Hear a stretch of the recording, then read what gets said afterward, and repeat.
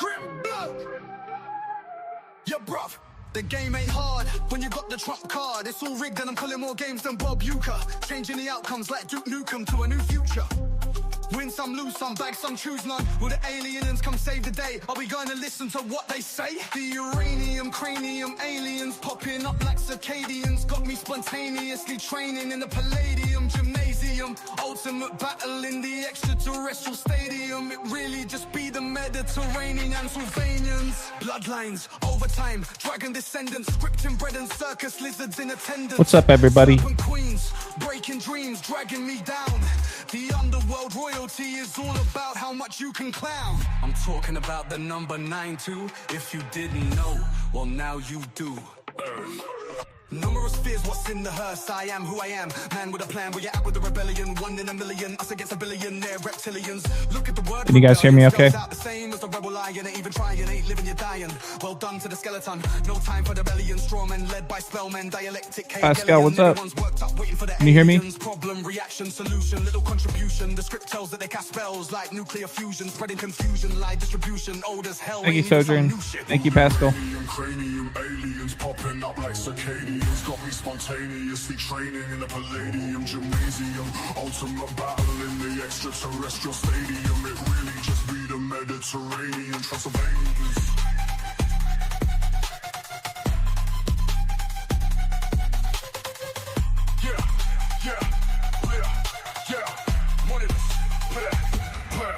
The uranium, cranium, aliens popping up like circadians. Got me spontaneously training in the Palladium gymnasium. Ultimate battle in the extraterrestrial stadium. It really just Let's get ready to RAMBO. I like that. Will the aliens come save the day? Are we gonna listen to what they say?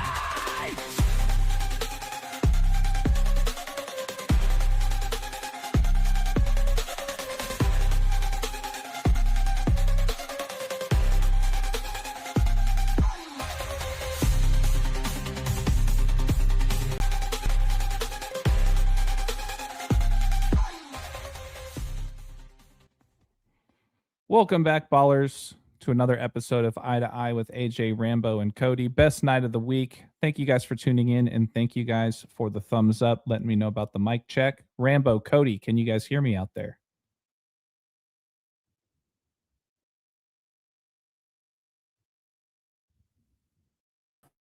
I can hear you. Okay, awesome. Rambo, I can hear you. Cody? Yeah, I can also hear you. Sorry. Okay, awesome. All right, sounds good. Let's dive right into it. Quick intros. My name is AJ. Ball Don't Lie, 3 L's in Ball. You guys can find all of my work on YouTube where we're streaming tonight, as well as on Instagram. Ball Don't Lie, 3 L's in Ball. Send me an email at wordplaybook, 3 O's in book at gmail.com. Send one to me anytime. Working on a few other projects as well, and I have no problem sending you guys what I've done over the years. So reach out. Would love to chat. Cody. Thank you to you, AJ, for once again putting this on and bringing this together.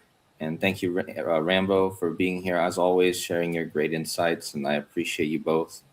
And also to all the people in the chat, thank you for being here. And I look forward to this stream. If you guys want to find me, it's on my channel, and we're streaming right now on there.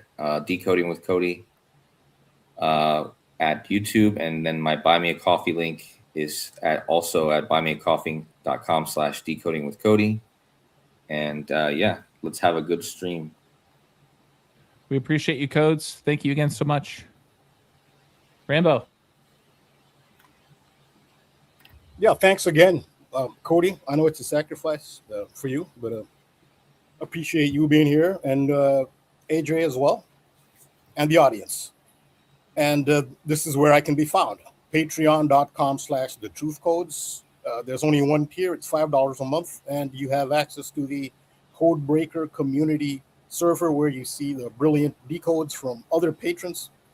And you can talk, you can send direct messages with other patrons if you want. You can have your own private conversations as well, other members of the community. And I'm also on Instagram.com/thetruthcodes. And this isn't a typo, you guys. $5 a month, not a day, not a week. He also has a free tier as well. So if you guys haven't signed up at least for his free tier, please make sure to do so. We might have a special guest joining in. Rambo, I know you were telling me about Yes. one of your patrons that was interested in jumping on to share a very cool, very interesting flight code. So Yeah, that's Josh.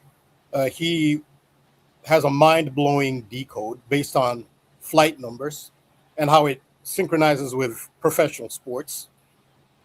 And I thought there'd be a call-in number, so I was going to have him call out, but I didn't realize you don't have a call-in number anymore. So I guess you can put the link out, and if Josh is there, I'm sure he is, if he could copy the link and he can get on the stream. Yeah, to share his decode. Yeah, absolutely. I just pinned it as well for Josh. This is for Joshua. The link is right there. It's pinned on the screen. It's also in the chat. So please feel free to jump in here. I'll keep an eye out for that. And while we wait for Josh, I guess really quick, I just wanted to throw this in here to maybe kick things off for tonight. Rambo, the Michael Jordan themes continue. This time not in the World Cup, but in Major League Baseball. Right now we have the All-Star game tonight, but the All-Star weekend, started over the weekend. And last night we had the Home Run Derby. And sure enough, Jordan Walker of the St. Louis Cardinals wins the Derby. He was a underdog, so to speak, beating Kyle Schwarber in Philadelphia. So, made the story that much more interesting, so to speak, since Kyle Schwarber plays for Philadelphia. But take a look at this really quick. I just wanted to point out that the word home run equals 94 in the simplest cipher A1, B2, C3, but also it equals 146 when you take the capital letters and lowercase letters into account. And both of those matter because when you take a look at Michael Jordan's birthday, measure it to Jordan Walker's birthday, it's a span of 94 days, just like the new home run derby winner. But he also won the home run derby 146 days after Michael Jordan's birthday. Very fitting. Considering that Michael Jordan was born February 17th, the date written 2/17. And sure enough, when you take a look at Kyle Schwarber, who he beat, sure enough, their birthdays are 2 months and 17 days apart. And perfect timing. Looks like we got Josh in on the back end here. So let me take my screen down here. And thank you for listening to my TED Talk. We have Josh on the stage. Josh, can you hear us okay? Yes, I can. You guys hear me? Yes. absolutely. Can hear you. How you doing, Josh? I'm doing all right. I would like to thank you guys, AJ, Rambo, and Kodi for having me on tonight. I wanted to share a interesting code that happened this weekend between the Cubs and the Yankees. This is the second time this actually has happened since the crash. It happened in the 2025, and it happened this year. Should I share my screen or do you just want to? Yeah, there's a little icon at the bottom. It should look like a monitor with a little plus sign in it. Okay. I see that share screen. Yep. Okay. And then it'll give you an option to share either your entire screen, meaning we'll see every tab that you click, or you can be screen specific. Okay, I got you. Probably just do the window. So you guys see my Instagram, right? I'm sorry? Do you guys see my Instagram? Hold on just a second. Let's see. Add to stage. There we go. Yep. You have the screen. Cool. So you see this part, right? You see the Instagram post right now? Yes, sir. Sure. Okay, cool. So American Airlines Flight 5342, this was the crash that happened in the Potomac, over the Potomac, with the Black Hawk helicopter that happened 9 days after Trump took office for the second time. And this was an odd one because when it happened, I remember when it happened, it was right before the Super Bowl. So a lot of plane crashes were happening before the Super Bowl, and in 2025 when this happened, obviously a couple weeks later, Flight 4819 happened, and Rambo put out a very good code about that. And what ended up happening was the Winnipeg Jets fell to 48-19, and the Celtics became 48-19. So when I saw that, I was like, I wonder if a baseball team is going to become 53-42, in Game 95. Because in baseball, it's impossible to be like 48-19. You'd have to be on an insane run. So last year, funny enough, the Cubs beat the Yankees. The Yankees became 53-42. They were the only team to become 53-42. And I thought this was interesting going into this year because as we got closer to the 95th game of the season, there was 4 teams that could become 53-42. And the night before the Cubs and the Yankees ended up doing it, which I'll show here, it was the Marlins and the Phillies who faded it. And I knew why they were going to fade it because, as you guys can see here, the dates, 1 year, 163, obviously didn't line up with the Friday games. And 1,163 is the 192nd prime. And on the 192nd day of the year, both the Cubs and the Yankees became 53-42, winning 5-3 and 4-2. Obviously, the crash happened in D.C. where the Yankees were playing the Nationals. And the only thing that I can think of is that these two cities do have Trump Towers. So I'm wondering if that's the theme with this whole ritual, because again, as we go back to last year, it was the Cubs beating the Yankees, and then this year it's the Cubs and the Yankees, the only teams becoming this record. So I'm still trying to, but either way, the fact that it worked out just like this is kind of insane. That's unbelievable, man. Yeah. That's. I hope everyone in the chat is realizing how mind-blowing that is. I don't even know what to say. That's crazy. I mean, Rambo, shout out to you for originally finding that 48-19 thing, but that just took it another step farther. That's amazing, bro. Good find. Yeah, I told you guys this is mind blowing. Yeah, amazing, absolutely. I mean, I did. I got people on the flight numbers, but no, I wouldn't have come up. This is mind blowing. The numbers. It does make you question: are we in a matrix? Yeah. Yeah, I wasn't expecting the scores to even match up. Like I think the craziest part is the scores. I mean, the records is the records, but the scores, I think that really kind of like signifies that we are in some type of numerical matrix as far as what sports is to the public. A lot of the public don't know that it's a numerical matrix. That's exactly what I was going to say. I mean, it's crazy enough when you see, 2 teams, like in this case, hit that specific number of 53-42, but then to combine the total scores of each team, that's next level stuff for sure. For me, it got me thinking too, just the wordplay. You think about that crash with the American Eagle, you mentioned the Super Bowl. You have the American Eagle crash into the Black Hawk helicopter. Well, notice that it was the Chicago Cubs. Exactly. Right? Which kind of, it's almost like paying tribute to that crash in another way, right? With Rome on the Potomac, the Yankees, the Nationals, the DC connection, and then the Cubs, the Chicago connection with the Black Hawk helicopter. That's very interesting. I actually didn't think about the Chicago Blackhawks. That makes so much sense. That makes so much sense. Yeah. That's what I was gonna say. They have the Chicago Blackhawks, but think about it too. The Washington team is is also involved in this. Exactly.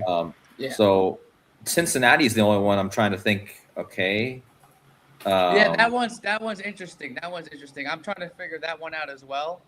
The Cubs didn't even try the game before that to become 52-42. Like when they lost the day before, they didn't even try. It was this 4-0 game, and then. And funny enough, in both of these games, both teams were trailing by 2 runs at one point. They decided to just, set it up like this. It still blows my mind.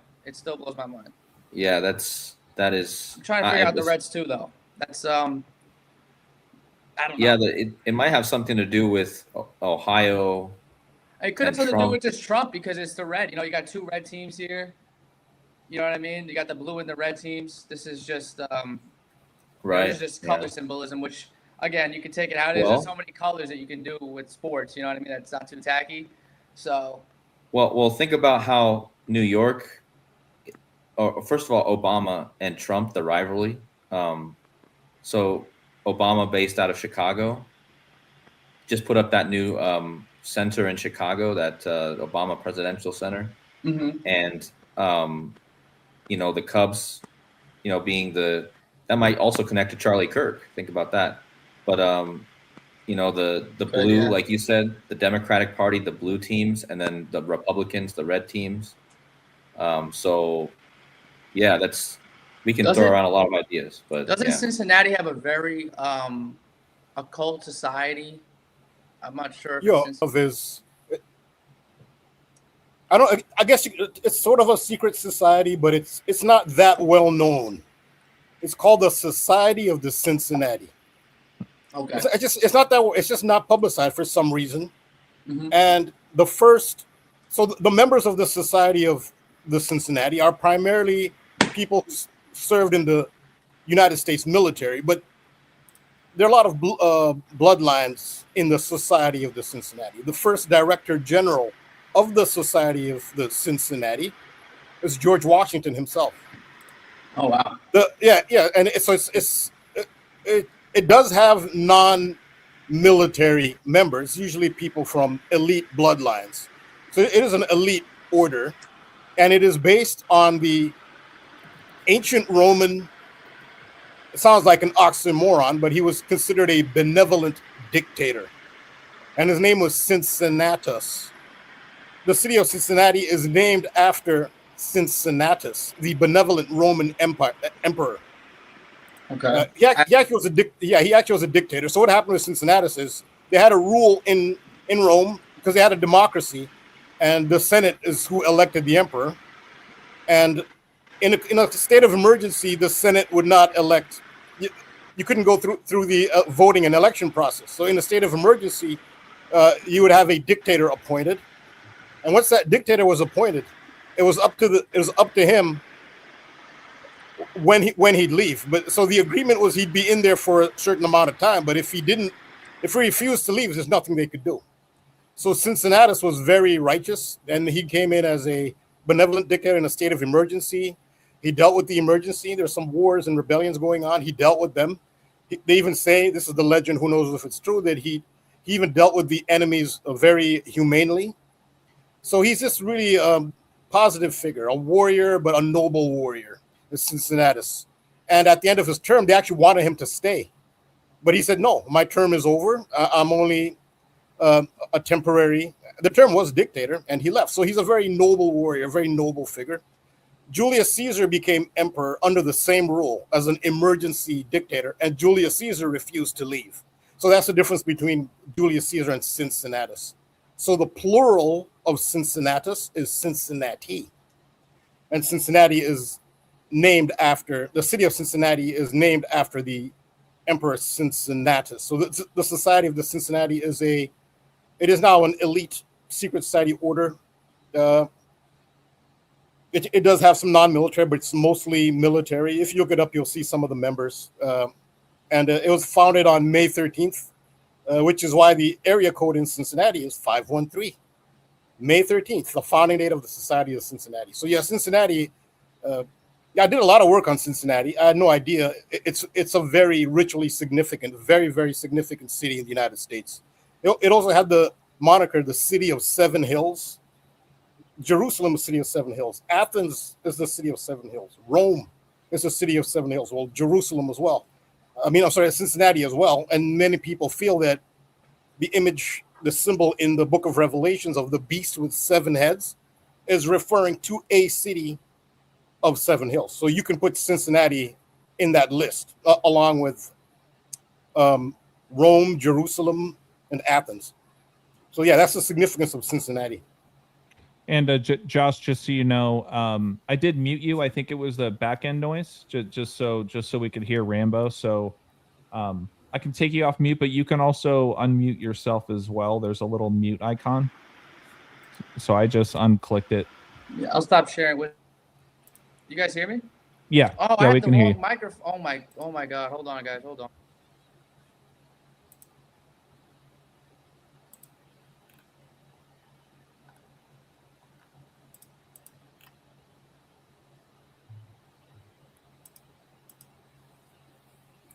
Yeah, I mean, that's I'm still mind blown by that. I'm still Yeah, honestly, that's one of the best decoys I've ever seen. I'm not just saying that. No, that's one of the best decoys I've ever seen. Absolutely. yeah, yeah. I told you guys be worth that. See, I didn't tell you guys anything ahead of time. I wanted you guys to see it for yourselves. I didn't want to say ahead of time so you know what he was going to say. I wanted you to see it so you get the live reaction. Yeah, I like I said, I mean, I know, I don't know, I can't even put the words, I can't even get anything out right now because I don't know what to say. I'm just like thinking about the implications of this, considering all the symbolism that we've had with Trump and a possible plane crash in his future, even. Like, I've seen so much symbolism with him and the Qatari plane that he's using now. In fact, he didn't even fly back from the G7 or what was it? He went somewhere the past couple of weeks where he didn't even fly back with his new Qatari jet because he said that Iran was trying to take him out. So he even mentioned it during the press conference, about taking a different plane because he was worried that something's going to happen to him. And he even said, like, if I'm not here anymore, he was really hinting at him not being here anymore. That's Trump himself talking about this. So. And then there's that story, we talked about before about the original Trump actually being down in a crash. So there's a lot of things I'm thinking about now in my head about what that. And then somebody in the chat mentioned that JD Vance has a home in Cincinnati, which makes sense because JD Vance grew up not far from there. That's in my neck of the woods, in the Dayton, Ohio. Of course, Dayton's known for flying. So there's really something there with a possible Trump going out in a plane crash, guys. I mean, it's unless they're just paying tribute to possibly the old Trump that already went out in a plane crash, but maybe there's another one in the cards. Well, I was going to say from a sports lens as well, Cincinnati makes me think of Ken Griffey Jr., right? And I think with the NBA, this is the first time we've ever seen a player play with their son, right? I don't know how many times it's happened in Major League Baseball. I want to say it's been more than once, but it's rare. Yeah, Barry Bonds and Bobby Bonds played together briefly. That's right. Yeah, there were a couple, but one of the most Jr. as well, and his father. Well, that's what I was saying. That's why I brought up like Cincinnati, right? I missed a bunch of stuff. My bad. I had to refresh the page. I actually have a really good mic, so I'm surprised that it didn't automatically connect to that one. It connected to my the speaker from my computer, the microphone from my computer. So I don't know if I sound different now. I should sound more clear. I hope I do. Yeah, you sound better. Yeah. Okay, good. Yeah, you're good. So no, all I was really bringing up from the sports lens was just the Ken Griffey Jr. piece with the father-son connections, right? With the Cincinnati Reds. But where did he come from before? He was with the Seattle Mariners. And the reason why I even emphasize that is I thought it was interesting, too, that this year they also rolled out on Netflix that documentary about the guy who flew that plane around Washington in the Seattle area. Do you guys remember that? It's blanking me right now, the name of it. Shoot. The guy who like hijacked the plane and just said, I'm flying it, and then he just crashed it because he couldn't land it? Yep. Yeah, that took place in the Washington, Seattle area. Yeah. And I'm just, so anybody in the chat, if you guys know what I'm talking about, if you guys can put the name of the documentary, please do. But yeah, no, it was a story from like 2012, I want to say. It was a long time ago, but it was a disgruntled employee who worked at the airport, and somehow, some way, he was able to learn how to fly a plane online and then hijacks a plane. But anyways, yeah, but it took place in Seattle. So we're talking about these airplane themes and whatnot. So I thought that was connected. But anyways.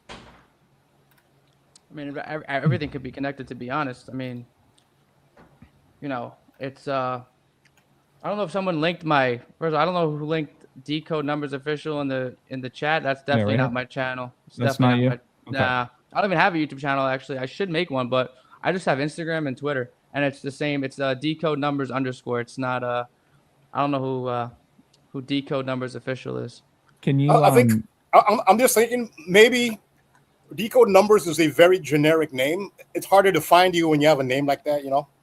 Yeah. Yeah, that's true. I made my name off of funny enough off of Paramore. Paramore has a song called Decode, and then Logic sampled it and made Numbers, so I just named it after that. I'm a big music head, so I gotta figure out maybe something, but I like Decode Numbers. I like how it goes off, but I know what you're saying. It's very similar to what the niche is. So I'll probably think of something down the road, but right now, it's not terrible. It plays the part,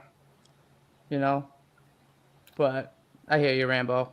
I like the name, the Truth Codes. That's nice. And Ball Don't Lie, that's a good name. Yeah. Yeah. No, I don't have a name like Kodi. I don't have a name like Kodi either, so that doesn't help. Well, Kodi, we all have code in it. The Truth Codes, Decode Number, Decoding, Yeah. Kodi. That's what. No, but I patterned mine off of the Da Vinci Code. I want to get that vibe of the Da Vinci Code, where you're looking for these esoteric patterns to life. So the Da Vinci Code, the Truth Codes, that was kind of the angle I was looking at. But yeah, I mean we all agreed that this is one of the best decodes we've ever seen. That means a lot. That really does mean a lot to me because those are one of those games where like if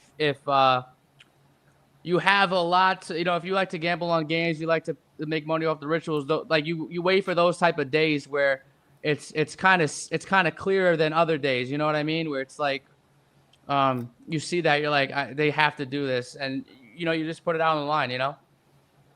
I try to help people, as you guys do, just try to help people recognize the patterns, recognize what's going on, and some people like to capitalize off of it. 100%. Yeah. Yeah, it's really amazing to see these things play out like that, especially picking the days like that and seeing those clear things in the future play out like that. And I don't know how long before. I mean, obviously you were looking at this for a long time, so it's amazing to see it play out even better than you would have expected with the scores being 53 and 42.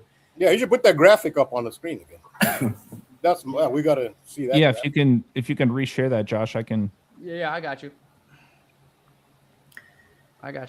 Yeah, I'm gonna look more into this myself and think more about this whole this thing with the flights, and makes you wonder if there's other flight crashes in history that got paid tribute to. Yeah, so this was from last year. It was the because again, this is like when I emailed Rambo about it last year. I said this team, I emailed Rambo. I said the Mets might actually become 53 and 42, and they actually played the night before in Kansas City. The plane took off from Kansas. I know that's not Kansas City. It took off from Wichita. I was like, oh, maybe the Mets do it. And they actually were losing. I was like, oh, my God, they're going to freaking – like, are you kidding me? And then the Yankees do it the next day. As funny enough, it's both New York teams that I thought could do it last year. It was only the Yankees. And this year, we have this right here. The Cubs and the Yankees hitting the 53-42 and winning 5-3 and 4-2. So the Yankees have hit this record 2 years in a row. They've hit it 2 years in a row. Yep. Mm-hmm. Wow. We got to look out for this number. We got to keep an eye out for this number. It's probably manifested other areas. I mean, this is a number to look out for. Yeah, absolutely. This seems like it's going to play a theme. And now that we have the knowledge, next year we can see what happens, what teams do it, what team, you know what I mean? So definitely can. And same thing with 48-19. Remember earlier this year, Rambo, right before that game between the Raptors and the Pistons, I said, why are the Pistons in Toronto 48-18? Yeah. You're on that one too. Yeah, you're on that one too. Yeah. So yeah, and the same was with the Chicago White Sox when they were underdogs at home, and they became 23-11 for that 23-11 ritual with Michael Jordan's racing company. Mm-hmm. I think they also 23-11. hit what was it? They hit the Michael Jordan jersey numbers last year as well. They became like 23 and 45. I don't know if they did that Yeah. again this year, but yeah, they do that all the time with the White Sox as well, it seems. So there's a lot to look out for. The playing numbers, the athletes. I mean, there's so much to look out for, and those are the days that if you like to gamble, those are the days you want to pounce, and maybe if you have a little bit more in the bank, to win a lot more money. And the thing is, like, the Cubs were down 2-0 in this game. The Yankees were down 2-0 in the top of the 8th inning and decided to hit like 3 home runs and become, you know what I mean? It's just like, it was. So what happened was because the Yankees played first, when the Yankees were down 2-0 and they came back, and then when the Reds were up 2-0, I was like, okay, I see what they're doing here. I'm going to just take the Cubs live, plus, it was like plus 300. Just let it ride. And then, as you can see, it worked out. -1.5 also hit, if anybody took those.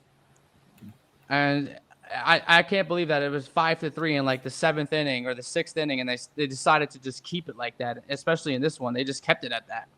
There was so many opportunities for them to score, and it just didn't happen. It was just like, all right, I guess this is what they wanted for people to see. And then if you actually look at the Yankees games from this, if you look at this series, if I pull this up, I'll pull this up. You guys are gonna laugh at what they did with the scores in this series. I'm experiencing a little lag on my side, but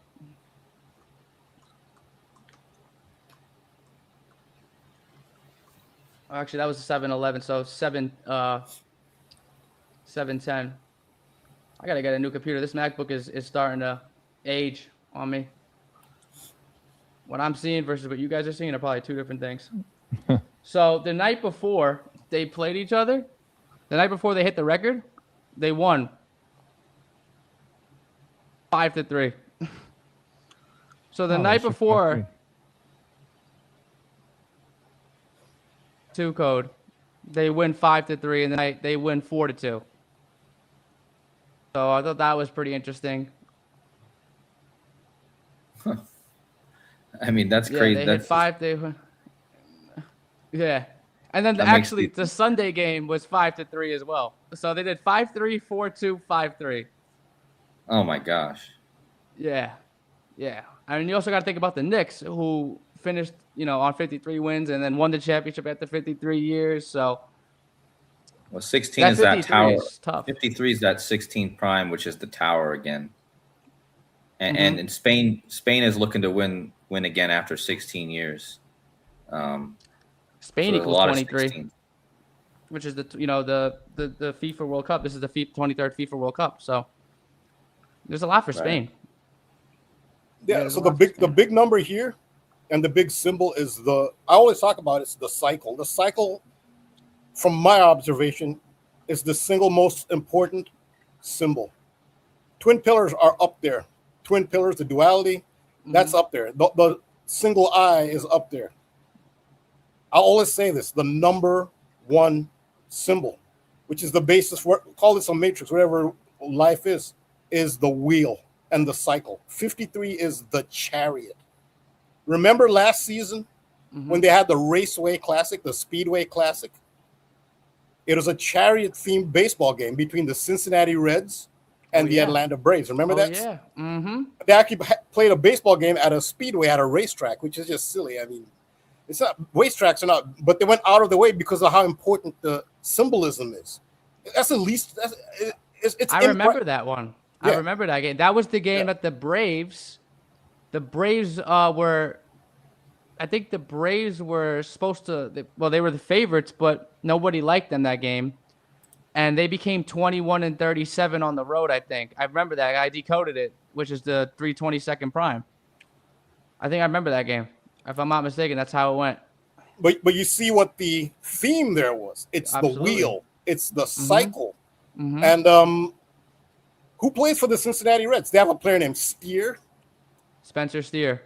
Yeah. And they have a player named Eli, their biggest player is De La Cruz. You have Cruz and Steer. Yeah. That's fucking insane. I'll actually shout out Dennis Whitehead Jr. He's the one who pointed that out for me. Dennis Whitehead, if he's listening. He pointed that out of De La Cruz and Steer.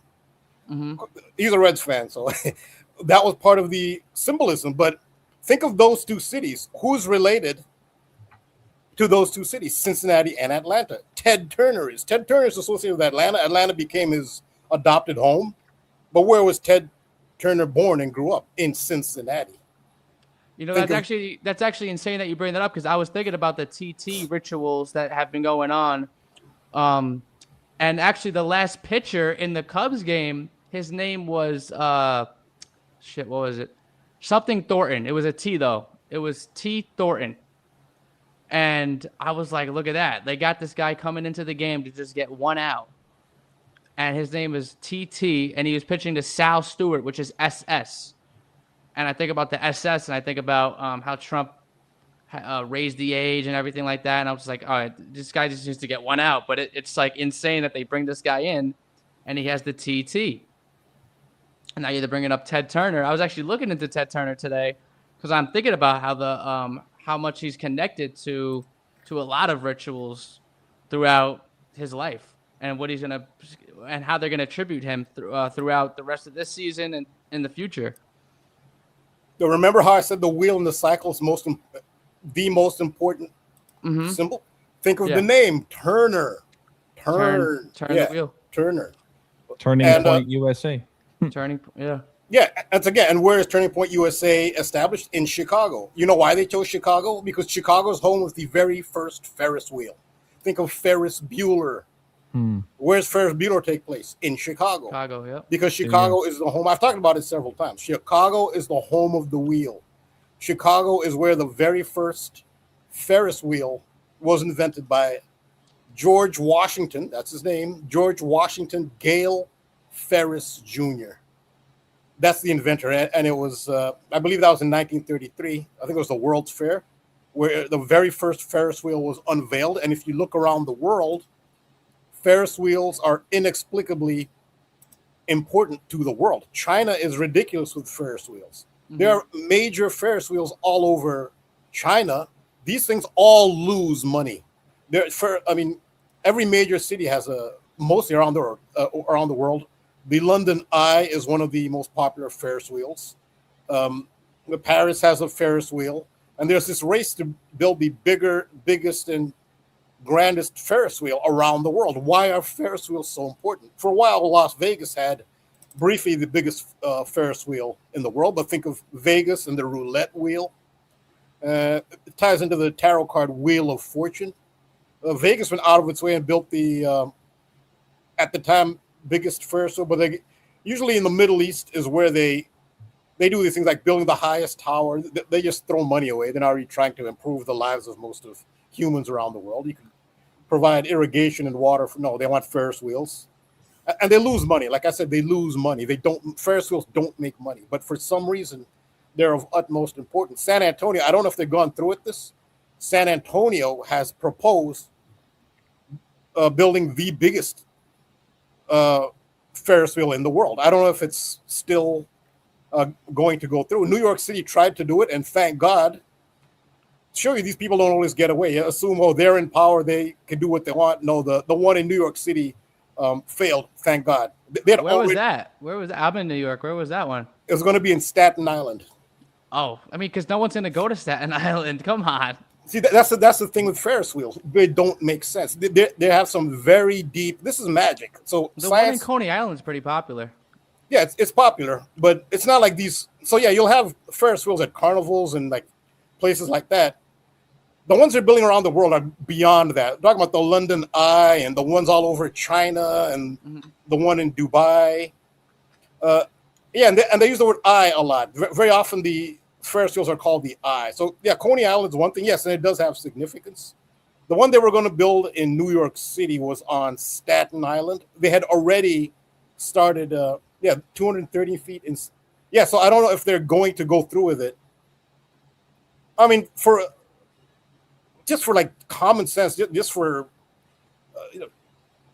the sake of common sense, hopefully there are better things the state of Texas, the city of San Antonio can do with all that money than build the world's biggest Ferris wheel. But it means something to them beyond the numerical value, or it's beyond money to them.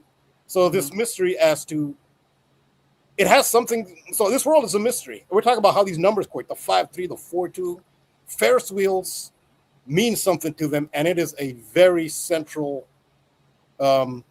symbol. And Chicago is home of the wheel. Cincinnati had that.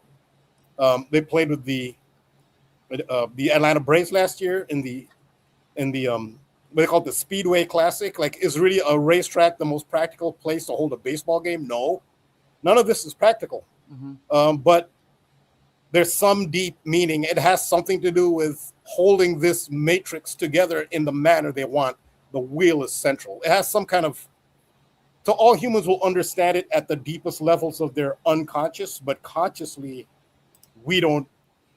Unconsciously, we all do know it somehow does mold this place.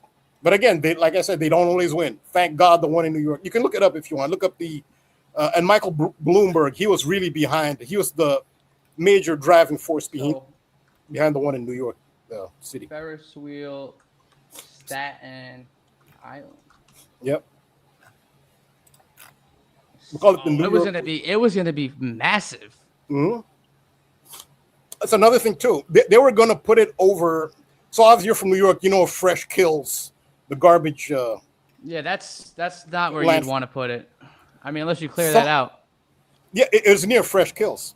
So some of the debris from 9/11 was taken to Staten Island. Some of the debris from the World Trade Center was taken to Staten Island. They were going to build this Ferris wheel over some of the debris from 9/11. This is some dark occult stuff that they're doing. That is pretty dark. I mean, I think they made a ship out of some of the debris. If I'm not mistaken. Yeah, because people died. There are human remains in there. I mean, some people got cremated. There are human remains there. The suffering, the anxiety that they all went through, that energy is in the remains. When you pick up the debris, there is some human remains, and it still contains the energy of the incident. This Staten Island Ferris wheel they were going to actually build it over some of that debris. This is some dark stuff, really, really dark. Michael Bloomberg was behind. Very interesting. Yeah. Yep. Bloomberg wasn't even the mayor during 9/11. It was Giuliani, but it's funny. It's a 38-minute ride. I mean, that is pretty sick. You know, using number 38 for a Ferris wheel. I mean, I don't even think I've ever been on a Ferris wheel for more than 10 minutes, but that's insane. That's definitely insane. I figured out why they used the Reds in this ritual, because the ice skaters on the plane were from the Soviet Union or from Russia. Oh, shit. The Reds. Oh, okay. Oh, wow. Oh, yeah, there was ice skating. There was like a team, right? Was it a team? I think I see a picture. It was a figure skating team. It says right there. 4 coaches killed were all former Soviet and Russian figure skaters. This included married Vingia Shishkikov and Vadim, however you say those names. But lots of Russian Reds connection. So seems to me that's probably why, because think about how perfect that is. You have the Washington team and the Reds losing, and the Reds, the team from the Reds, went down with the Washington team. Both those teams lost, right? Yeah. They went down. So, wow. And another thing I noticed just off my numerology stuff, but so I figured out also why this was a perfect date. This was on a Mercury birthday. And how many times have I pointed out that when you have these incidents, these whether it's a car crash or a transportation incidents, it's always seems like it's always gonna be connected with the Mercury counts. And in this case, from the actual plane crash to this July 11th sink was exactly 6 Mercury years. So basically 88 days is a Mercury year, so 88 days times 6. And so that also explains why you had some sort of tribute to this Mercury incident, this transportation incident on this day. Can I say? And that's 528 days. Yeah. So, which is the amount. Donald, yeah, the amount. which is Trump. Trump equals 88 and 528 because again, 88 times 6 is 528. So That's also Rudy Giuliani's birthday, 528. Wow. But I can say real quick why Mercury is considered to rule over the realm of travel and transportation. So the wheel is very connected to Mercury. The reason is because Mercury is the closest planet to the sun and has the shortest path. So it's in perpetual motion, the shortest motion and the fastest orbit, which is a metaphor for a moving wheel. So that's why Mercury is so relevant. yeah, and that original crash was on a Wednesday. Yeah. Okay. So think about that. And 528 is actually the is considered the love frequency. Yep. Yep. Yeah. And notice how the 64 date numerology here. 67 people died aboard both aircraft. There was actually 64 people on flight 5342. And it just so happened to be that there was a 64 date numerology on that day. Let me bring that up. Right, and that's the magic square of Mercury is 8 by 8. The magic square of Mercury has 64 squares. If you look up magic square of Mercury, if you just want to clarify that, look it up if you want. But that's another Mercury. Magic square of Mercury? Of Mercury, yeah. Oh, my computer is very laggy right now. Hold on. Well, yeah, you can see 8 by 8. I got it up on mine because my screen's up now, but okay. Yeah, they can see it on mine. It's an 8 by 8 magic square which sums to 64 total.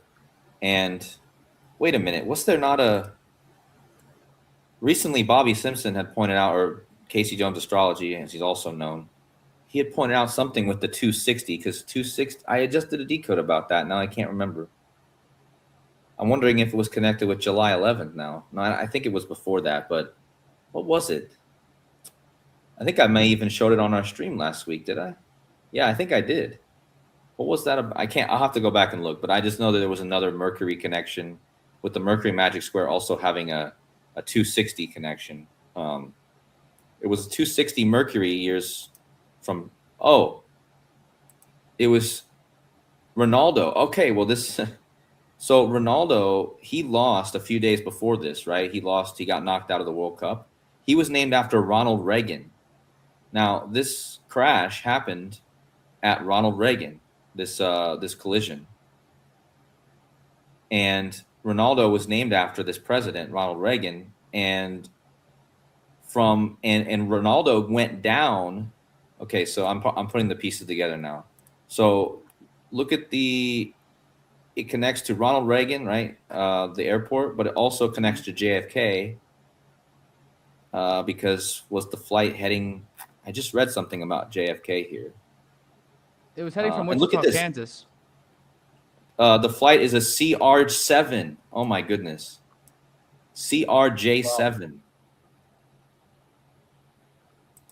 And so that's CR7. That's I know it's got the J in there, but it does have the CR7 right in the but where is the it mentioned something in here about JFK, but the point is the collision was captured by a webcam at JFK Kennedy Center. Okay, so wow. When Ronaldo got taken out of the World Cup a few days before this, he was in Dallas where JFK was taken out in a vehicle again, Mercury. So what was I going to say? That was 260 Mercury years exactly after the JFK incident. The Ronaldo going down was exactly a Mercury count. And then again, they were in Dallas where this happened. And actually Spain just beat France in Dallas. And that kind of brings back the fact that while you guys were talking, I was looking at what gematria, what things in my gematria calculator have a 5342? And look, the only thing I have in my calculator that equals 5342 is the coach for Spain or for Wow. France. And they just lost in Dallas too. And think about how Dallas plays at Airlines Center, right? The Mavericks, don't they? Mm-hmm. Yeah. They play So at I the don't know how American Airlines Arena. Yeah, something like that. I know. Yeah, it's American Airlines Arena. Yeah, that's what it is. But yeah, I mean, I don't know how this Didier Deschamps would tie into that, but he does have gematria of 5342. Well, and there's your DD die kind of connection we've talked about. Right. The die was the bitter orange. And that's another reason my decode was so close, but yet so far away, because I was all over the Netherlands and the orange. But guess who produces the most bitter oranges in the world? Spain. So I was all over this bitter orange. I had Spain and Netherlands originally, and now you have Spain is there, but they produce the most bitter oranges. So, but yeah, the DD, the die, the 4-4. But yeah, that's all I got right now. But I just wanted to kind of connect some of those pieces with Reagan and Ronaldo and the Mercury.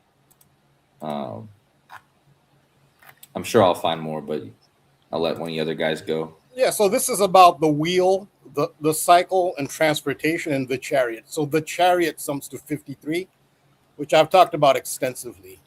The chariot, and that's in the base cipher, so that's an ordinal. Yeah, the chariot, but also in French, the French Marseille tarot deck, it's le chariot. So just change the to le chariot, as it is in French, is also 53. Also look up that 163 is insane, though. Did you see that?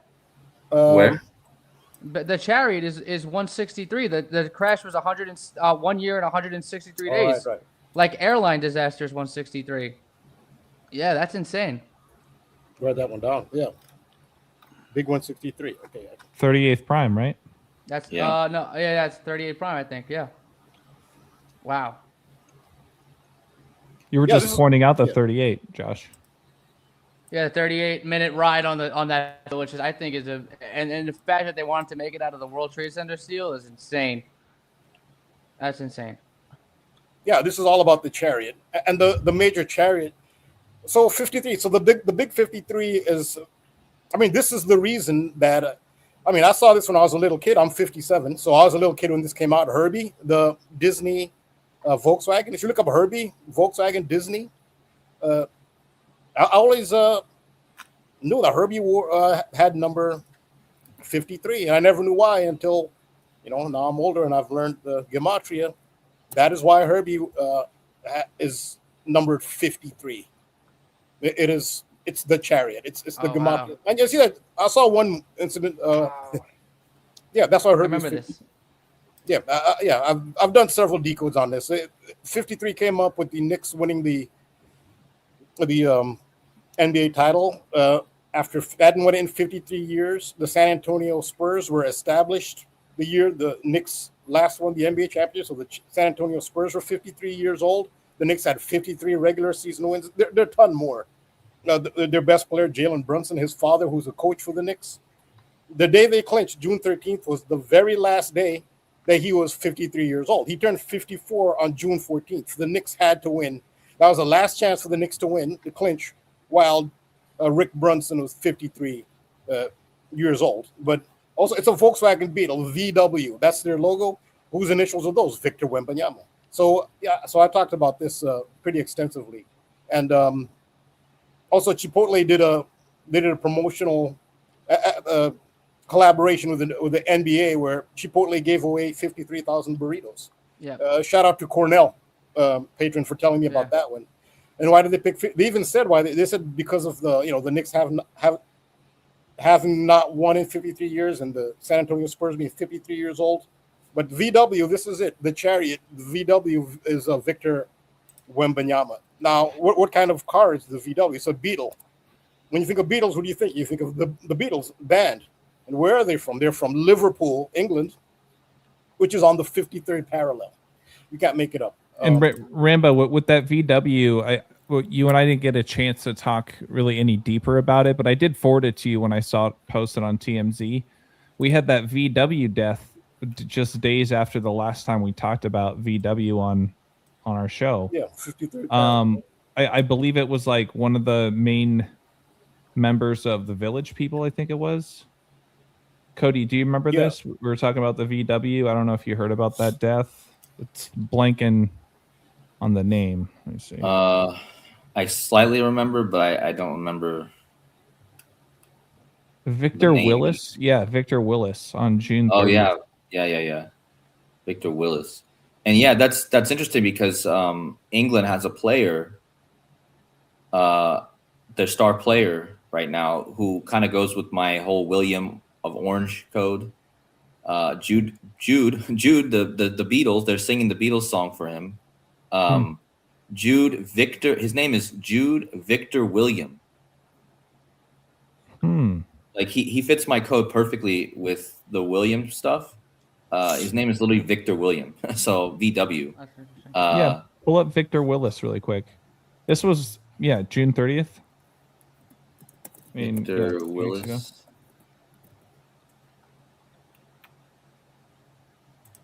Yeah, so he died June 30th. That's Cody Rhodes' birthday.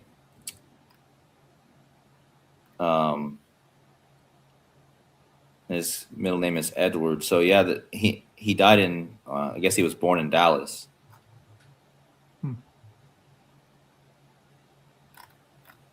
I didn't mean to, get us off a different path, but I thought it was fitting with the VW that Rambo brought up, because we did talk about the VW and the Volkswagen and everything with this, and then all of a sudden, I want to say, literally the next week, we had the death of Victor Willis. Well, also when I think Willis Tower. In Chicago, yeah. Oh, and Willis Reed, right? Wasn't he a big part Reed. of the Knicks? Yeah, so with the William theme, with the William theme, I think a player to look out for. There is a Williams on Spain. Yeah. And the coach of Spain has William's birthday, as in Prince William's birthday. That's something I missed this whole time too, is that the coach has his, I'm not sure how many years. 21 years. I think they were born. I think the coach, De La Fuente, I think he's born 21 years before Prince William. And Spain hosted, so here's the big clue also. Spain hosted the World Cup the year that William was born. And Italy won that World Cup, but Spain hosted it. It's called España 82. And the 82 has been big just in general. The big eclipse next year is on 8/2. And, I think that could be a possible time to look for William taking over actually around that eclipse. But just in general, I think that's interesting how Spain actually connects to William. I don't know how much more they would connect to him, but they definitely have this Williams player who's pretty good. And then they have the coach who's connected, and then also the hosting. And don't forget, his wife, Catherine, was also born in 1982. So both of them have that connection with the 82. And yeah. Yeah, Chariots of Fire is 226 and 82. That's a big 82 I keep bringing up. E.T. was brought out in the year 82. And what is the most iconic image of E.T.? It's the bicycle. When E.T. takes off, he makes the bicycles levitate, and there's that iconic poster of the bicycle, E.T. in that milk crate. There's that wheel and the bicycle. 82 is significant for that too, at a time when, the United States government, the authority, has said that the conspiracy theorists were right all along, that yes, they do have extraterrestrial, intelligent, non-human life in their possession.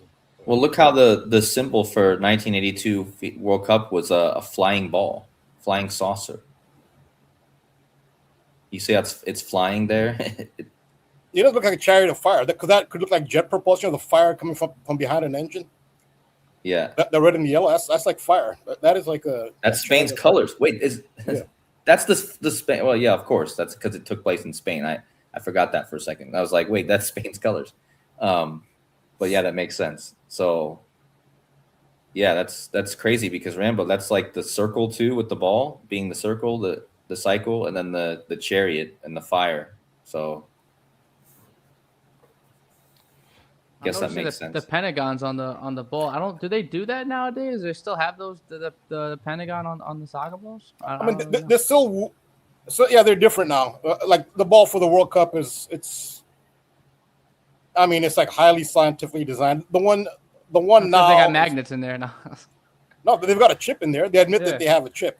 So Yeah. who knows what they're doing with that chip, because that chip doesn't work. I actually have a decode on the World Cup and the latest things in the World Cup, which kind of segue from this, where I can kind of talk about some of the things that happened. So one of the things that happened was there's a rule in football, soccer. If the ball comes in contact with a foreign object that, it shouldn't belong on the field, or a player, the play has to stop regardless of what happens after that. The play has to stop. You have what's called a drop ball, where you drop the ball, but it's almost like the equivalent in basketball where you throw the ball up. That's the rule. Well, there's a hazard now that exists that never did before, because now we have technology and we have a sky cam, which is held together by cables. When England played Norway, the ball hit the sky cam. The whole point of having technology is there's a chip in the ball. The chip is supposed to detect if there was contact with the ball, and it's pretty clear to most people the trajectory of the ball changed. It hit the sky cam, and then it changed its trajectory. The goalkeeper kicked it. It fell to an England player. He created a scoring opportunity for Jude Bellingham, and he scored the second goal for England. Mm-hmm. The Norway players were surrounding the referee saying, we clearly saw this thing hit the sky cam. We know the rules. Once it hits a foreign object, the game should stop, and it's a drop ball. But we know it. In this community, we know it. These are rigged. My initial prediction was England-Spain, and I went to the whole revenge theme. But I can go into my decode. This actually ties into that. Of just some of the latest events, for those who may not follow, England just defeated. Spain just defeated France to make it to the final. So one final place has been decided. Tomorrow, the other final will be decided in the game between Argentina and England. So do you have my screen up? Yep. Yeah. Yeah, you're good. Okay. So this is a video, and this is to show you when I made this video. I made this video on December 1st of 2025. So back on December 1st, 2025, I talked about the hand of God, which is a reference to literally the most iconic goal in World Cup history, which was scored with the hand. One of the soccer goats is Diego Maradona of Argentina, who since passed away. He's one of the soccer goats, the greatest of all time. And he scored a goal with his hand in 1986 against England. There was England versus Argentina, one of the most memorable games in the history of soccer. Which back in this December 1st, I said this is a matchup to watch. I thought I said it in my decode, but I listened to it again. But my implication there was that England will meet Argentina again. And I circled it. It's, if you go to patreon.com/thetruthcodes, it's there. December 1st is when I uploaded it. And I said, for the upcoming World Cup, look for this matchup, England versus Argentina. I have a few short clips from that video, only a minute long worth of highlights from the video, just to give it a listen. Two Brazil fans who wore jerseys 9 and 11 at the November 15th, 2025 exhibition game in London between Brazil and Senegal. This was super obvious, but I also took note of a ritual jersey number sequence that occurred just before that.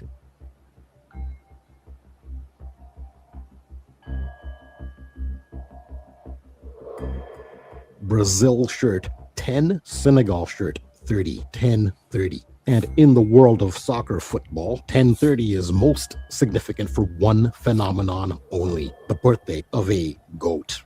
Greatest of all time, Diego Maradona. 10:30 must be referring to him because the 2026 World Cup returns to the location and the stadium in which he established himself as a GOAT, Mexico City, and the Azteca Stadium. And his hand of God goal is literally the most iconic, debated, and celebrated, and most vivid goal in the history of the game of football.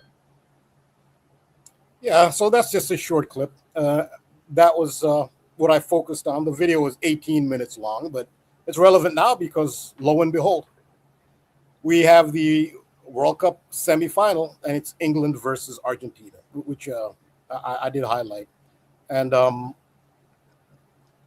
so, yeah, before that, talk about that, I just talk about France losing to Spain today in the first semifinal. And I thought it was ill-fated for France. This was ill-fated. This is the fact that they wore a special commemorative uniform. It's a pistachio green to commemorate the Statue of Liberty, which is a gift from France to the United States, which is, you can debate whether the Statue of Liberty is technically in New York City water space or if it's in New Jersey water space. So it's kind of a New York, New Jersey figure, just like the venue of the final. For sponsorship reasons, they don't call it MetLife because MetLife not an official World Cup sponsor. They call it New York, New Jersey Stadium. But so the Statue of Liberty does fit with the location of the final. But they wore these uniforms to commemorate the Statue of Liberty, which I thought was ill-fated because in Brazil, on December 15th, 2025, this happened. A replica of the Statue of Liberty toppled. I remember that. That was right before the Knicks played the Spurs in the NBA Cup. Yeah. Which, it's funny that you mentioned also that you said that you don't, is the Statue of Liberty in New York or New Jersey, and then you mentioned the stadium. Obviously that goes along with the fact that the game is being played in the 201 area code. So two states into one. Yeah. Yep. So this was because this incident here, I thought that it doesn't look good for France. This was not a good.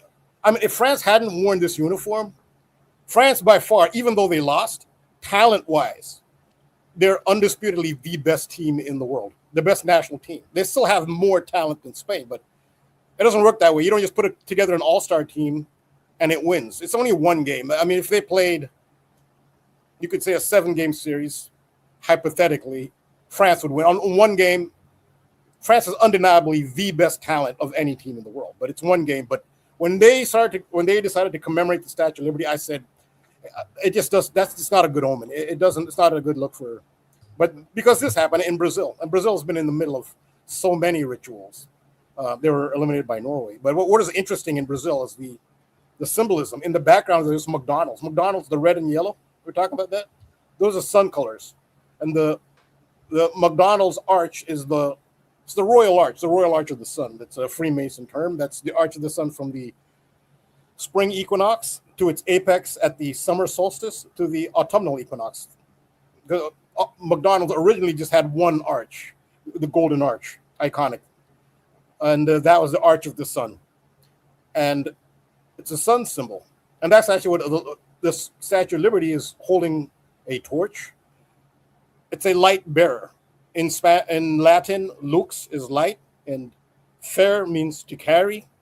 Lucifer means light bearer, light carrier. It refers to the sun. So this is very heavy sun symbolism. This is a sunset. This is a sunrise. That's the symbolism here. This is a sunset, the light bearer. This is the fall of the light bearer. This is the fall of Lucifer. The Statue of Liberty is a light bearer, literally a light bearer. That's what Lucifer means. And look at what's in the background. It's the sunrise. This is about the cycle. It's about the sun cycle I was talking about. Sunset, sunrise, and then it sets again, and you go through the cycle.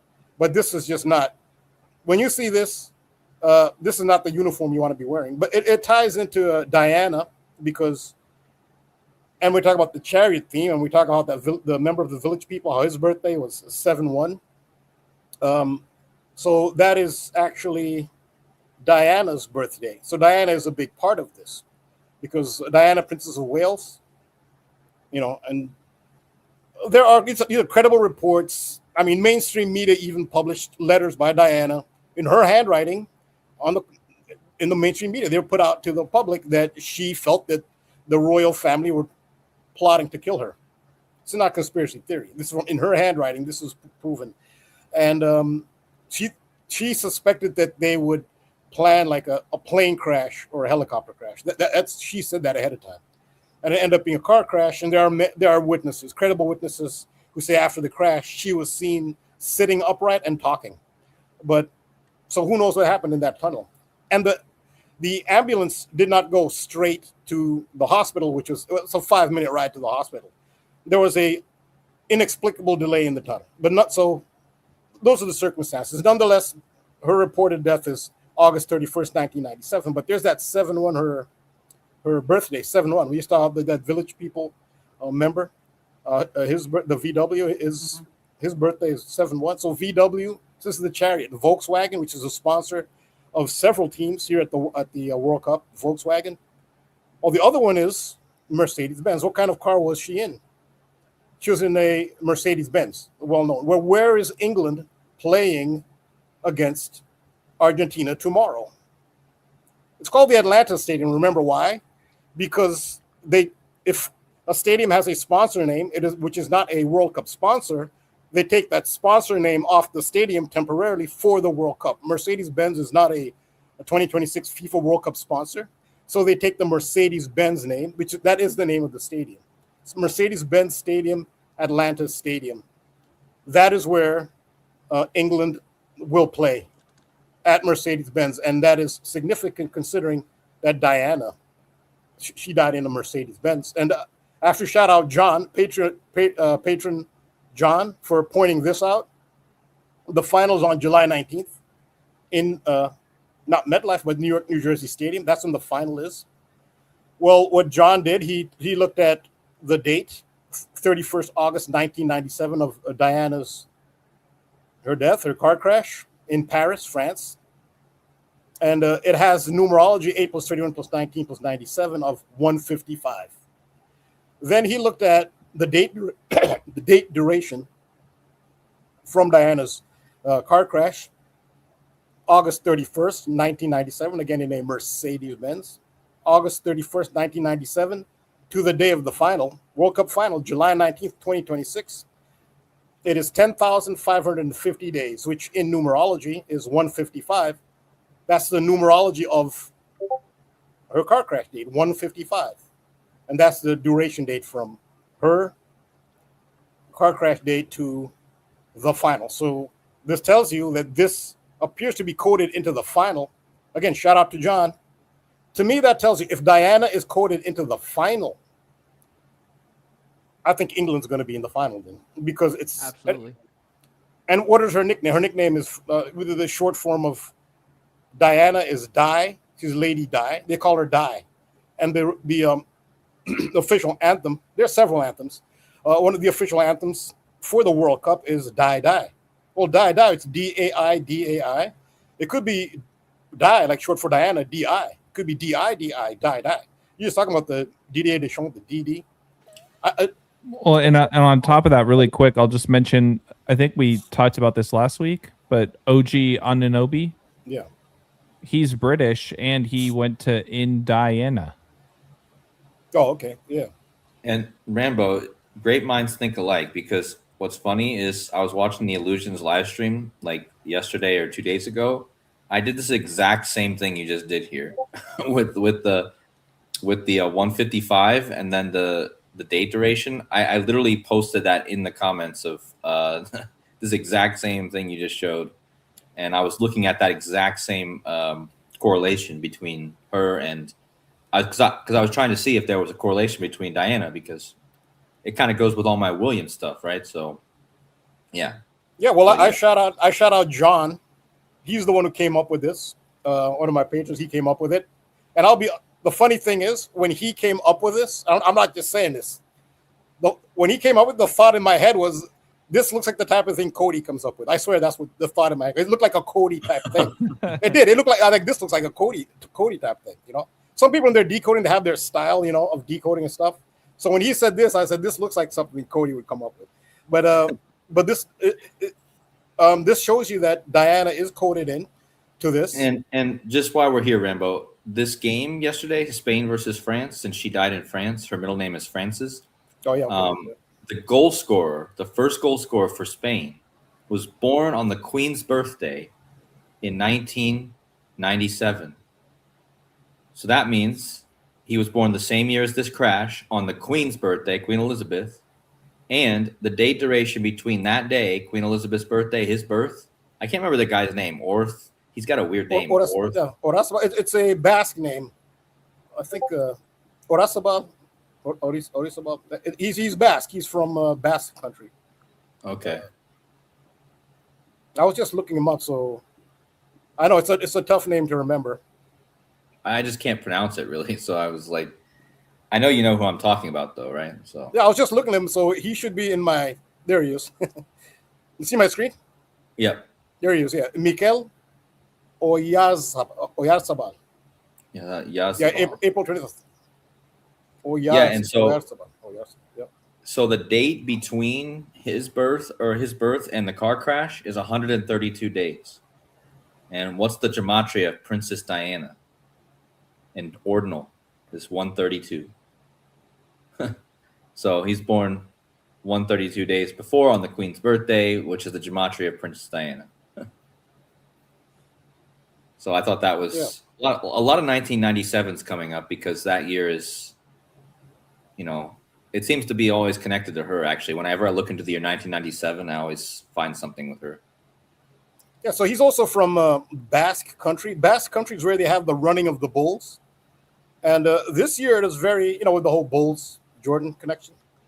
This year's running of the bulls was really eventful. Normally there aren't really that many injuries. I don't know what went wrong in 2026. There were a whole bunch of tramplings and injuries and gorings. It's in Pamplona.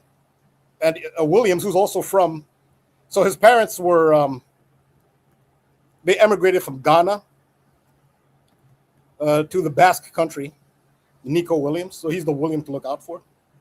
A lot of cancers. I'll notice cancers are everywhere. Cancers. Cancer like Erling Haaland, cancer. Jude Bellingham, cancer. This is really, the World Cup is during cancer. The finals in cancer. Cancer is the Chariot. The tarot card that represents the zodiac sign of Cancer is the Chariot. So there's a heavy, heavy Cancer energy. Diana's a Cancer. Yeah, Nico Williams. He scored the winner in the European Championship win for Spain. That's every 4 years as well. 2 years ago for Spain over England, which is along the lines of my revenge theme. I can bring that up. We'll see what happens if England gets to the final. That was my original final. And I did a whole decode on England versus Spain and the revenge theme of Spain getting revenge. England getting revenge over Spain because they've been in 3 consecutive finals in men's and women's soccer. I thought it's almost too obvious. I hesitated because it seemed too obvious. You have the Women's European Championship and the Women's World Cup. You have the Men's European Championship and the Men's World Cup. Those are the European Championship is the second most prestigious international competition. And that's no disrespect to all the other regions in the world. Europe is where the best players play. That's where all the money is in football. It's the second most prestigious international tournament. It's the European Championship, which is every 4 years. The Women's European Championship and the Women's World Cup, the finals were England versus Spain. The last Men's European Championship, the final was England versus Spain. It almost seemed too obvious. So the only thing we're left with now. It's like the Olympics with the U.S. hockey team. The U.S. women's played the Canadians, and then the next day was the men's playing the Canadian, the U.S. men. So it's funny you say that, but by the same score, 2-1. 2-1. Yeah. It is funny you say that because his birthday. Funny you mentioned that. His birthday. 127. 12th July. Yeah. Is also the birthday of another GOAT, the GOAT of female hockey. Since you mentioned it, Hillary Knight, July 12th. It's funny you mentioned it. It fits right in. That is insane. Hillary Atwood Knight is an American ice hockey player who's a forward for Detroit in the women's professional hockey. She's also captain of the United States women's hockey team, widely regarded as one of the greatest players in women's hockey history. And again, I talked about the symbolism of the Chariot. The Chariot tarot card represents Cancer. She's a Cancer, and the Chariot is a knight. It's a knight that's the charioteer. So she fits right into the symbolism. I talked about her, which is racist in Michael Jordan as well, because this is the reflection of Michael Jordan's birthday, which is the 17th of it's February 17th, 217. The reflection, February 17. That's Michael Jordan. So yeah, I talked about that in. Yeah, so it's appropriate that you bring up the hockey team. So I thought it's almost too obvious. Are you really? Can we?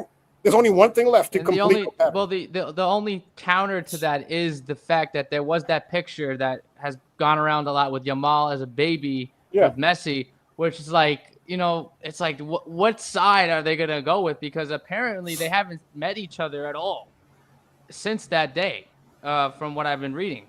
They don't. Yeah, they joined Barcelona at different times and all that stuff. So it's like, is that what they want to go with, or do they really want to go with if people who appreciate and know about history and know about the lore of both of these teams and of both of these countries? It makes more sense that it's the English versus the Spanish. That's what I think it's going to be. Well, I think it could go either way. Yeah, go ahead. I'm really sorry, Rambo. I'm just really looking at the Falklands Islands because you had the Falklands War between Argentina and England, but then if you actually read into those islands, it was originally owned by France and Spain took it. So you had France and Spain connected with those islands, their history, and then you had England and Argentina, of course. So all four teams were connected with those islands. And now Spain just won, and they were the ones that took over those islands from France. So it's kind of a question of how does that connect with who's going to face each other in the final and how that's going to play out. But yeah, I'll go over something later too that I found in the July 11th game between Spain and the July 10th. It was one day before that. Oh no, was it? Yeah, it was July 10th. But they brought out this woman, Tate McRae. Yeah, I've talked about her. I've talked to her in Decodes here. Yeah, so Rambo, she was used specifically because of, and I don't know if you've seen my decode yet on this, but just wait till you see how her date duration lines up with the goal scorer of that game and the winner and the championship from Spain from 2010. And yeah, I'll talk about that later, but it kind of fits with what we're talking about. But I'll let you keep going with your thing. Yeah, but to see where Nico Williams was born in Pamplona. Pamplona is where you have the running of the bulls. And this year, I went nuts this year. But that's where it's from. That's around the world. When you think of Pamplona, that's what you think of. It's the running of the bull. I don't know if they'll mention it here.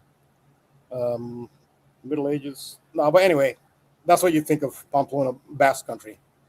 That's where he was born and grew up. But the Williams thing. But yeah, so this is the 71 Diana, and they are playing at Mercedes-Benz Arena. So so there's so many ways they could go with this, but the Mercedes-Benz thing is, and so Diana seems to be part of this, and how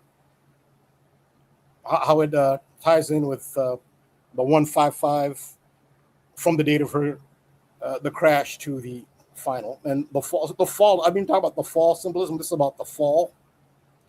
And Rambo, to that point, if you wouldn't mind scrolling, and I'm so sorry to interrupt. No, it's okay. It's okay. But you were talking about the fall, and it makes me think of right now what you were pointing out with Mbappe next to the Statue of Liberty, right? Yeah. Obviously, the game was in Dallas, but let's not forget about the commercial, Rip the Script. Yeah. We were talking about Mbappe in the 10-10s. Well, there's a scene where he runs onto that news set, right? And what happens? He knocks over those two pillars. Oh, okay. Right. So yeah. So I feel like there's some symbolism there because now he ends up falling to the pillars that are in the Spain flag. Yeah, that's a good observation. Yeah. So that shows you how the fall seems to have been coded into France, especially with this uniform and especially with this. The date that this happened was December 15th, 2025. December 15th is the birthday of Gustave Eiffel, who was an engineer after whom the Eiffel Tower is named. It's pronounced Eiffel. He was an engineer with the Eiffel Tower, and he was an engineer with the Statue of Liberty as well, Gustave Eiffel.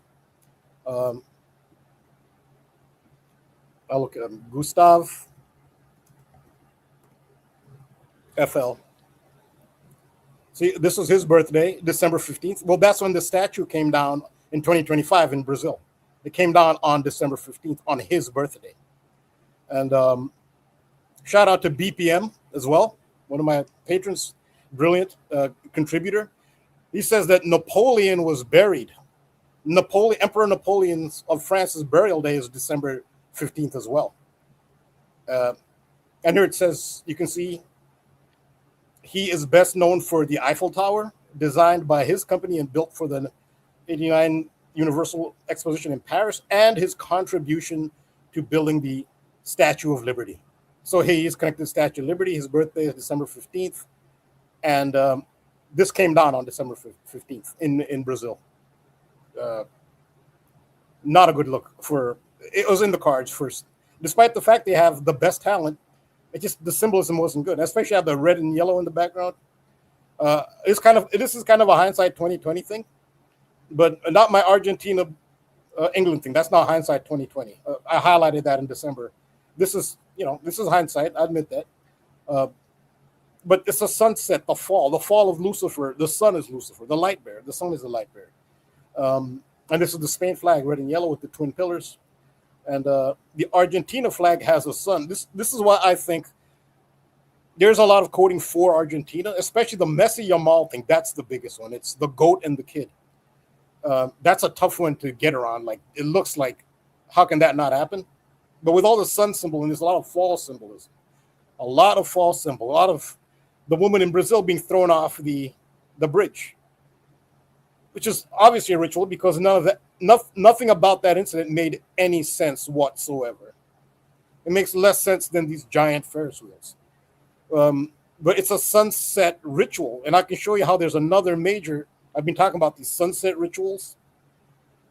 This is the Argentine flag, which is a 32-ray sun, just the same logo or emblem they have for the Jesuit order. And look at their when it was adopted on February 27th. That's 227. 22 divided by 7. That's pi, the circle, the cycle. Pi measures the cycle. Pi is 22 divided by 7. February 27 is a pi date. And as a sun symbol, that's about the symbolism of the sun cycle. This is the most central symbolism. But during the sun cycle, it sets. There's an awful lot of sunset symbolism, which I don't think bodes well for Argentina. Here's another sunset symbol, which happened shortly after the World Cup ended. So South Africa exceeded expectations at the World Cup. They were not expected to leave the group stage round, but they made it to the second round. And they played above and beyond. Well, they exceeded expectations, South Africa.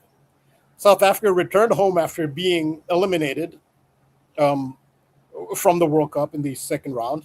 They were eliminated by Canada. Shortly after South Africa returned from the World Cup, one of their players in the prime of his life, who was 25 years old, suddenly dies. A 25-year-old who just played in the World Cup of soccer in the prime of his life. He's a midfielder, just dies. And initially, that's what they said. There's no explanation given as to what caused his death. That's literally what they said.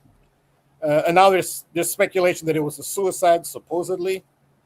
I had talked about this team in some of my decodes where I've been talking about the sunset and the fall. First of all, look at the number he wears for South Africa. He wore 23 for South Africa. I've been banging on about the Michael Jordan team with the 23rd World Cup. And I was most validated where this clinched the whole thing is when they had every World Cup team walk out to Sirius by the Alan Parsons Project, because that's the walkout music. Yeah, the walkout. That song is now associated with Michael Jordan and the Chicago Bulls. I never thought it would be validated to that degree. That's the walkout music for every team at every game of the World Cup. And at the final, I guess that'll be the grand finale. They're going to walk out to that Chicago Bulls theme. So it has been about Michael Jordan. Yeah, he wears number 23. But the team that he plays for in South Africa is called, I've talked about this, The Mamelodi Sundowns. The Sundowns. Is there any doubt that there is? Yeah, there is simply no doubt that we are talking about sunset. And again, the sun is Lucifer. Lucifer means light bearer, light carrier. The sun sets in the autumn. The sun sets at dawn.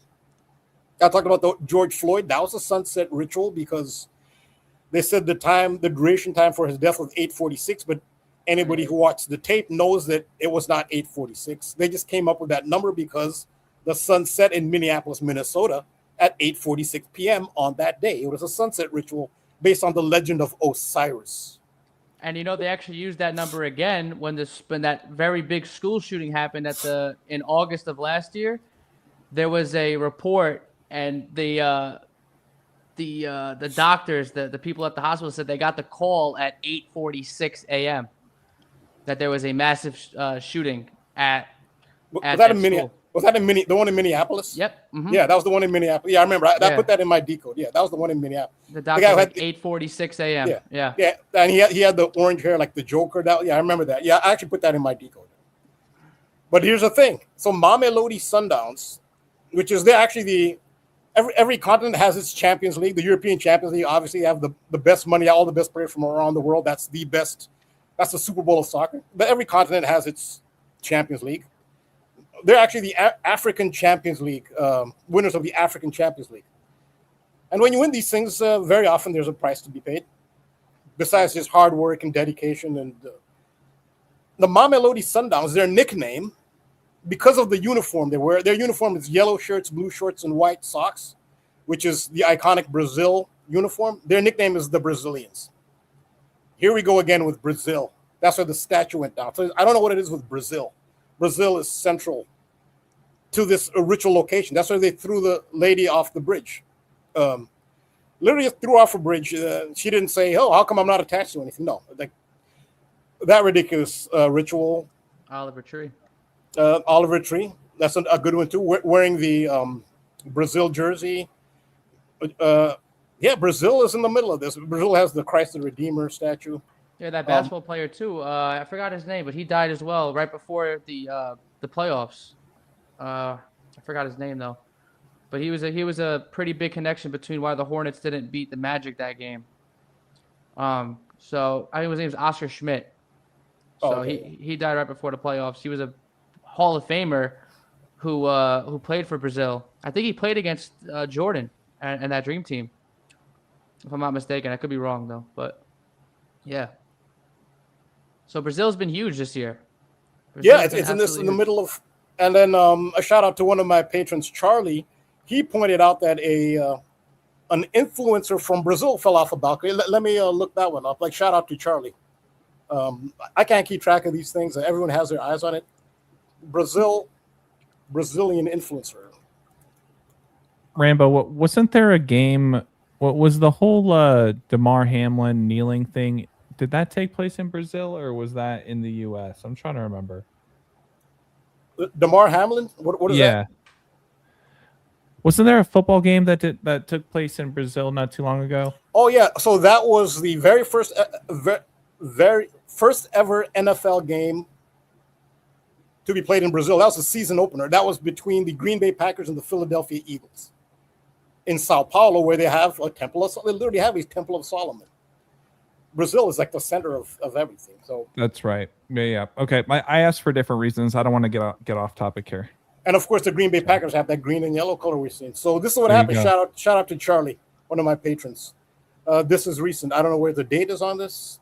July 11th. So yes, it's a recent thing. Look at this.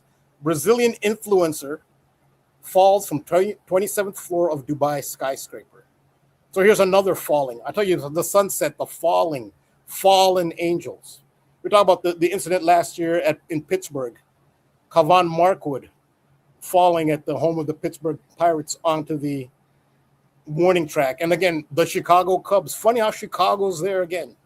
Why is Chicago in the middle of all of this? So Chicago Cubs were the team visiting the Pittsburgh Pirates at that time. This is fallen angels. This comes at a time, 2026, 226 Chariots of Fire, in unprecedented fashion, and everybody's going to have to, in their way, whether you're mainstream, and the mainstream is having the hardest time with this, but also if you're more of a, for a lack of a better term, truth community.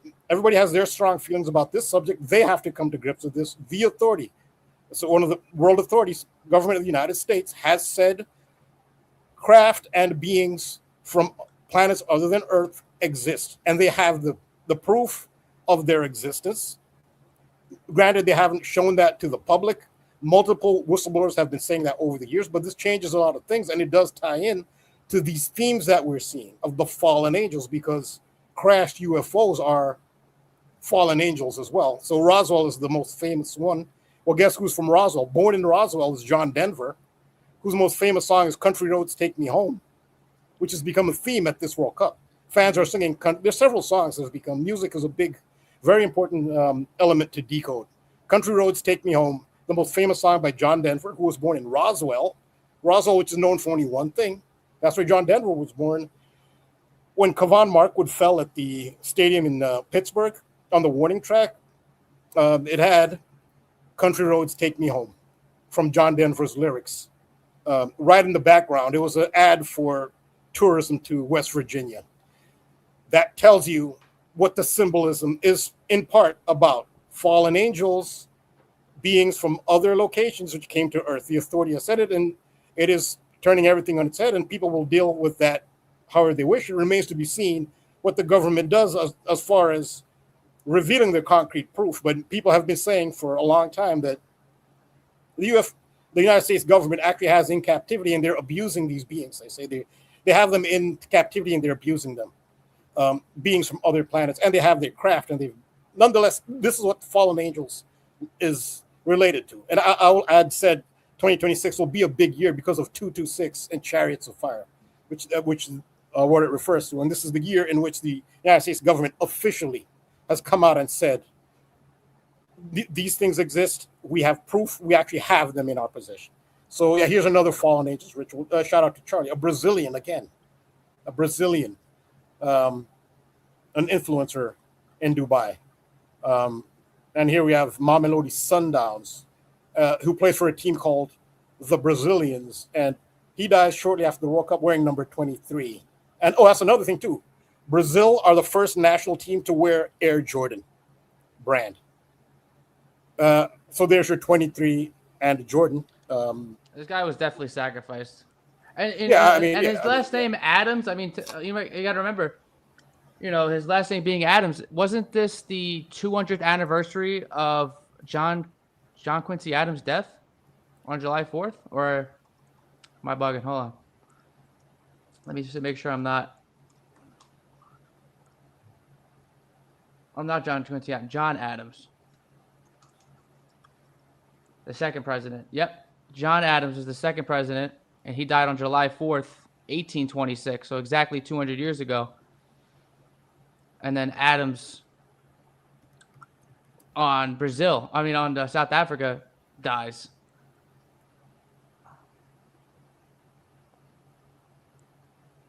Yeah, July 4th. Yeah. 1826. And there's the 1030.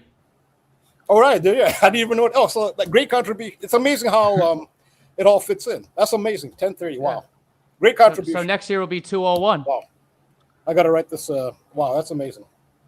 I didn't even see that. There you go. Observation. I'm trying that October 30th, John Adams. So yeah, it's amazing how it all fits in. Yeah. So this Adams player died on John Quincy Adams' death date or something like that. John Quincy Adams. Hold on. So the son of John Adams, this guy, the 6th president. If you look up his birthday, July 11th. Wow.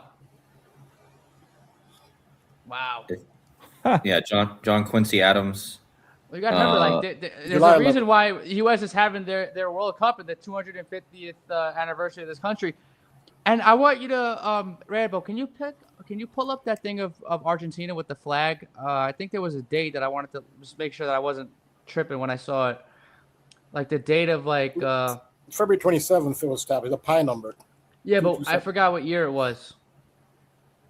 Oh, there you go. 1812. I mean, War of 1812. There you go. And that was the England, and that was the UK. That was England and stuff like that. And John Adams was the president. Yep. So there you go. I mean, that's another clue as to. Let me look at the date span real quick. Oh, there you go. 112 days, 3 months, 3 months and 22 days from the start of from Argentina's establishment to the start of the War of 1812. 3 months and 22 days on the nose.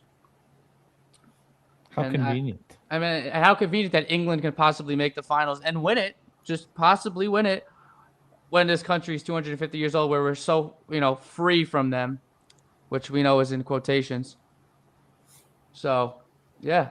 Yeah, so there's another part of the Statue of Liberty. It ties into 7-Eleven. I don't have the, you can't see it from here, but the Statue of Liberty is on an 11-pointed pedestal, and it has a 7-pointed crown. 7-Eleven is coded into the Statue of Liberty. So the Statue of Liberty is it's a very big part of this. So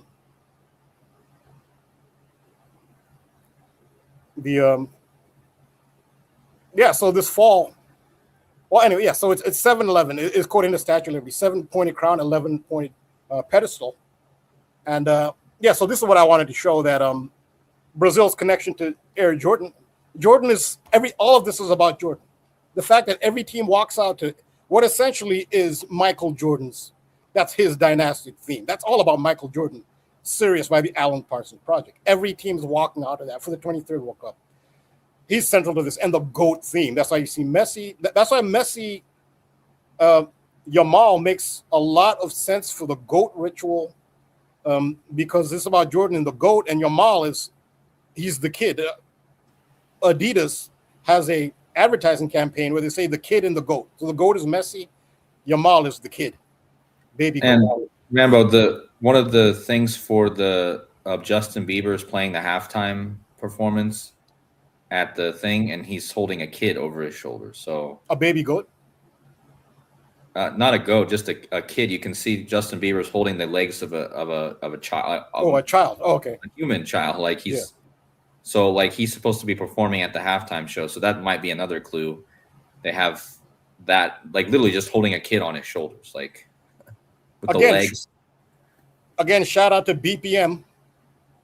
Appreciate all the great contributions from the brilliant patrons. He pointed out Justin Bieber did a song called Baby, and he thinks there's a chance Justin Bieber performed Baby, partially because of the image you talked about, based on that. But remember the name of the president of FIFA. Was a very unpopular person. He's kind of a really Trump lapdog. He created an award just for Donald Trump that never existed, the FIFA Peace Prize. And then FIFA's abused all sorts of countries at this World Cup. They having dogs sniff the Uruguayan national team. They had to get off their bus and that dogs sniffing for drugs on the national. That's not how you treat national teams at World Cups. Iran has been abused, and they had some players from Africa, I think Senegal. They're on the tarmac. They left the plane. They had to be searched. So they gave him, Donald Trump, the FIFA Peace Prize, which never existed. It's pretty much a middle finger to everybody, honestly. But he's kind of a Trump lapdog. He is not kind of, he is. Donald Trump called him up to say a U.S. player is supposed to be suspended. Donald Trump just called Infantino up and said, no, he's playing. He's not suspended. And he played, which is, and they're doing that out in the open. It's hubris. But nonetheless, Infantino, who we talked about his name. He looks like Elmer Fudd. Elmer Fudd looks like a baby. His name is Infantino, infant. A shout out to BPM pointing out that wouldn't it be appropriate for Justin Bieber to sing the song Baby, especially with Infantino being the FIFA president. And I wonder if Infantino would get it, that they might be making fun of him by having him sing Baby. I really hope he sings Baby. But shout out to BPM for that one. But this is the Jordan connection to Brazil. Jordan Brand and Brazil Football Federation for your partnership, rooted in greatness. So yeah, Brazil. So Brazil wears their road jerseys have the Jumpman. Again, talking about the fall, the jump, it's the Jumpman logo. That's how Jordan ties into all these falls as well. The Jumpman logo. The bungee jumping incident in Brazil, which wasn't even a jump. It was thrown, but nonetheless, this Jumpman is a big part of it all. But they have their warm ups have the Jumpman logo, and their road jerseys away kit has the Jumpman, but their iconic home yellow has the Nike swoosh. But that's Brazil is just in the middle of everything. Brazil and Jordan. So this actually brings up, since we're talking about England and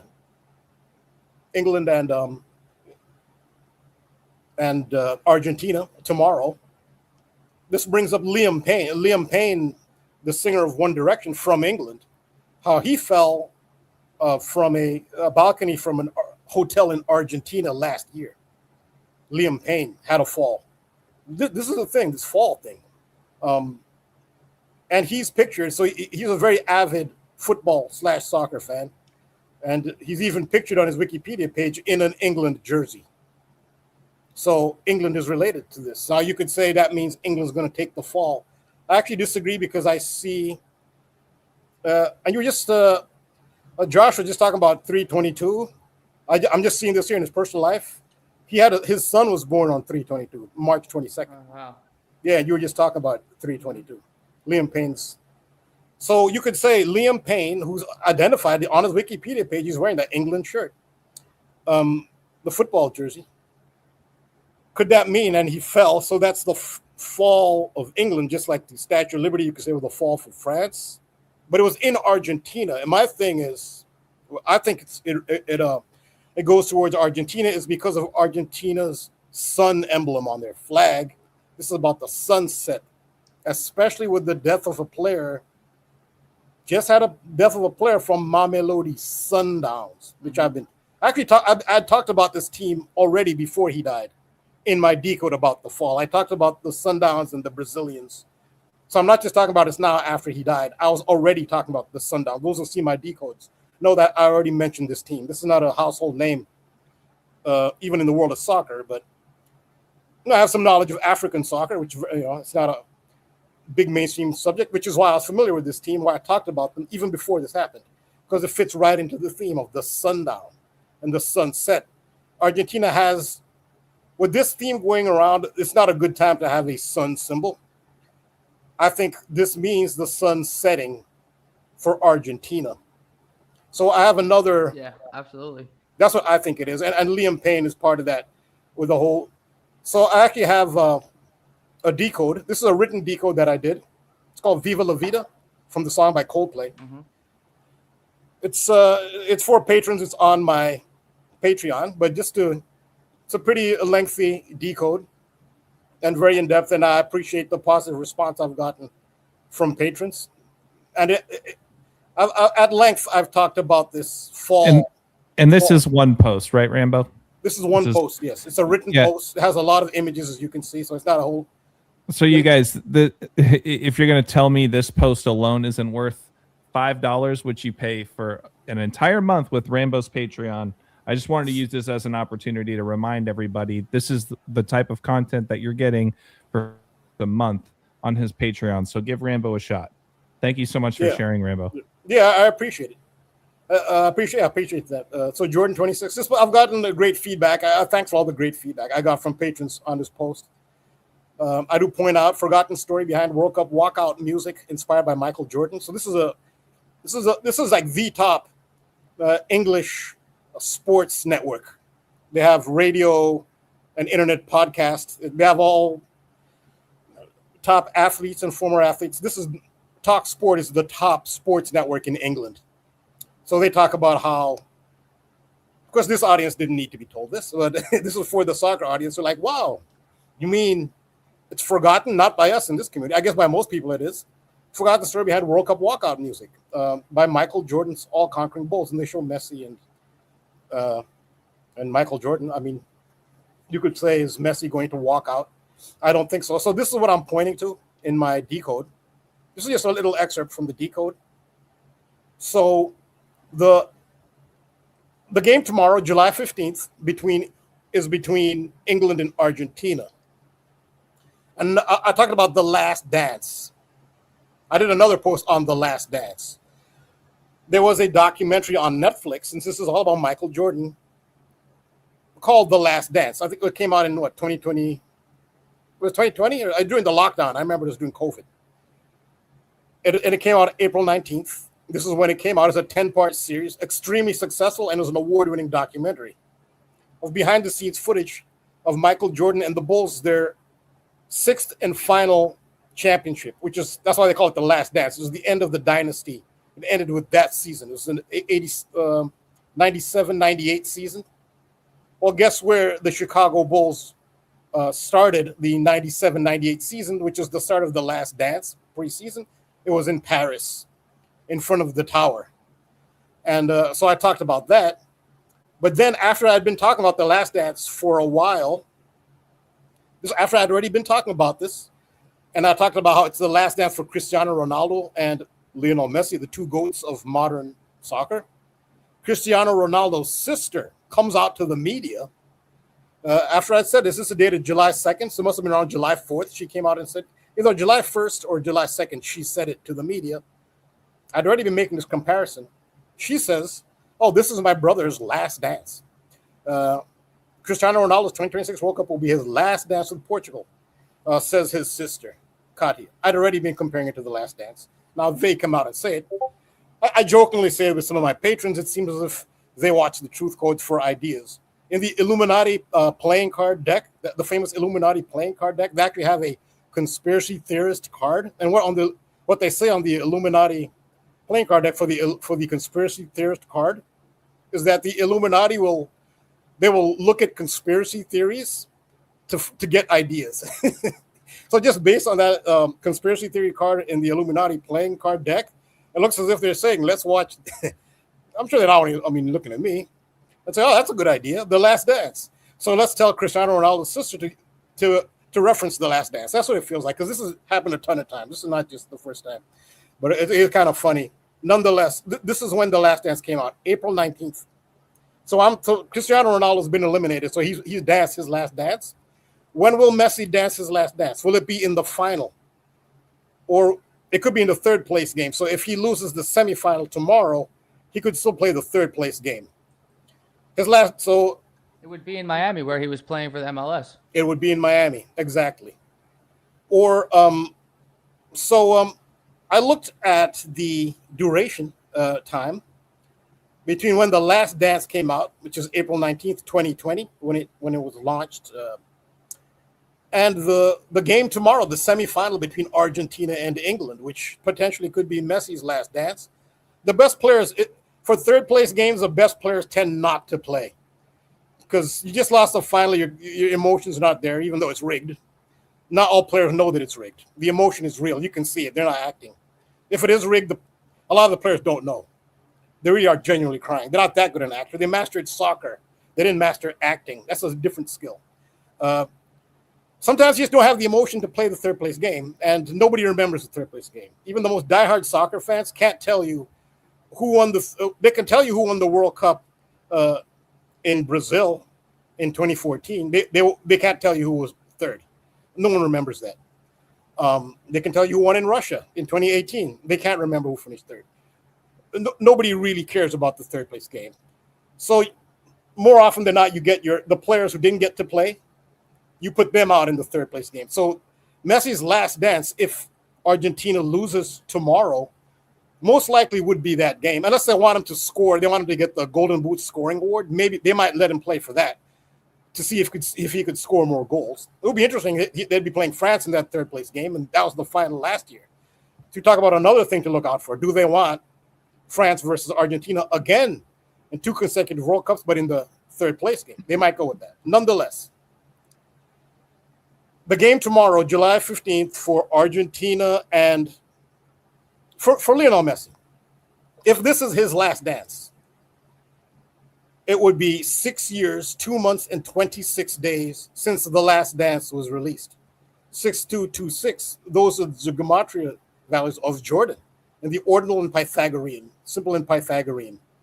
These are the two simplest ciphers, the most straightforward, you could say, base ciphers.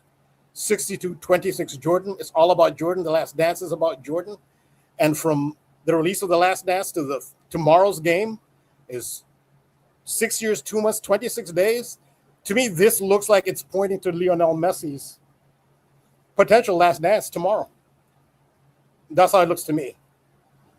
You could have the Messi, Lamine Yamal thing, which a lot of people are noticing that. So around the world, usually the theme that most people notice, and this is outside of our community, we look at gematria, and around the world, for the most part, they don't look at things like that and talk about rituals and rigging games. But everybody around the world now is talking about, in the soccer world, the Lionel Messi essentially baptizing a baby Lamine Yamal, and everybody is expecting that. And they tend not to go with what everybody expects. People aren't really looking at the other things that we look at date durations, the parallels with popular culture, and they don't look at it that way. I think that one's too obvious. The Lamine Yamal Messi bathing it. I think that one's just too obvious. I think England will win, and I think this points to Messi's last dance. England are favorites. Yeah, they should be. Argentina hasn't played anybody. They've actually, with no disrespect to their opponents, you can see how they've rigged Argentina's path to the final. They haven't played anybody. The first really, the teams that gave him a already good challenge with Cape Verde, they're like the story of the World Cup, the Cinderellas. Nobody expected Cape Verde, an island country of 500,000, to perform the way they did. Cape Verde pushed Argentina to the limit, took them to extra time. That's overtime in soccer parlance. And Argentina scraped through on an own goal by Cape Verde. But nonetheless, when they did the scheduling, when they fixed who Argentina would play in the next round and who they play in the early rounds, these are teams that weren't expected to be that competitive. So you could say they got competitive matches, but no, not from a team that was 500,000 population. Nobody expected that. So they got a surprise, and they played Egypt. Egypt literally played the best game in their history. That was the best performance in the history of Egyptian soccer, and the officiating was atrocious, objectively speaking. It was atrocious officiating. Everybody's talking about bias. The officiating has been towards Argentina, and it has. They've been given a really easy path until they played Switzerland. Was the very first competitive team they won. And I think there's a player on Switzerland. I think, this is my opinion, conspiracy theory, they use him to throw the game. So they were in soccer, when somebody gets a red card, ejected, it's not like American sports where you can replace the player. No, you play with a man less. It's a very big disadvantage to play with one man less. And this guy got, it's like in basketball, two technicals is a ejection, 2 yellow cards is a red card, and his 2 yellow cards, to me, were obvious. Like, from our perspective, the way we look at it, certain players may throw games. Again, it's conspiracy theory. Of course, you'll never prove it. It looks blatantly obvious to me. And Switzerland's best player was injured, interestingly. Was he really injured? I don't know. But Argentina, things really work out for Argentina. Their toughest opponents, best player was injured. And then this guy just, I don't know what gets into him. I think I do know what got into him. He commits 2 yellow card offenses, which were ridiculous. And Switzerland's down to 10 men. That's how it's been for Argentina. But it's rigged. So Argentina, if you're in Argentina, those who maybe don't care that it's rigged, from Argentina, well, it's not always rigged for you. Sometimes it's rigged against you. And I think it's rigged against Argentina. It's been rigged for England as well. They got that call with the camera in the sky, the spider cam, which is what they call it. Very interesting, the spider thing. Which, real quick, I'll do the spider thing, and then I'll let Kodi get in. Real quick, just talk about the spider cam. We're talking about it also, before we get into that, it does make sense that they make Argentina get this far so that they can energy siphon all those Argentinian fans and all those people that had money on Messi to make it back to the final. Absolutely. What they like, when they talk about loosh, human energy, that's them, in parentheses, you can speculate as who they are. Some entity exists on Earth which does not like humans. It's pretty clear. And that's been since day one of civilization. It does not like humans. It's not gloom and doom. The human will does prevail often. Otherwise, this place would just be a hopeless hellhole. It's not. There's still hope. There still is some positivity. That's the human spirit that has to prevail. There's an entity here that does not like humans. So it leeches off. its currency is energy, and they like that low vibrational energy, anxiety, worry, despair, just sadness, depression. It leeches off of that. But what it likes best, ideally, it's not just that low energy of depression and despair and anxiety. They like that. But ideally, what they like is when you go from a high energy, when you're happy and resonating at a high level, and then you crash. That crash from the high energy level to the lower energy level, that's ideally what they like. And they will feast on that. So what they like ideally is that expectation of I'm going to win or things are going to be great, and then it's cut out from under you. The rug is pulled from under you and you plummet. Ideally, that's what they like best. So they like to pump.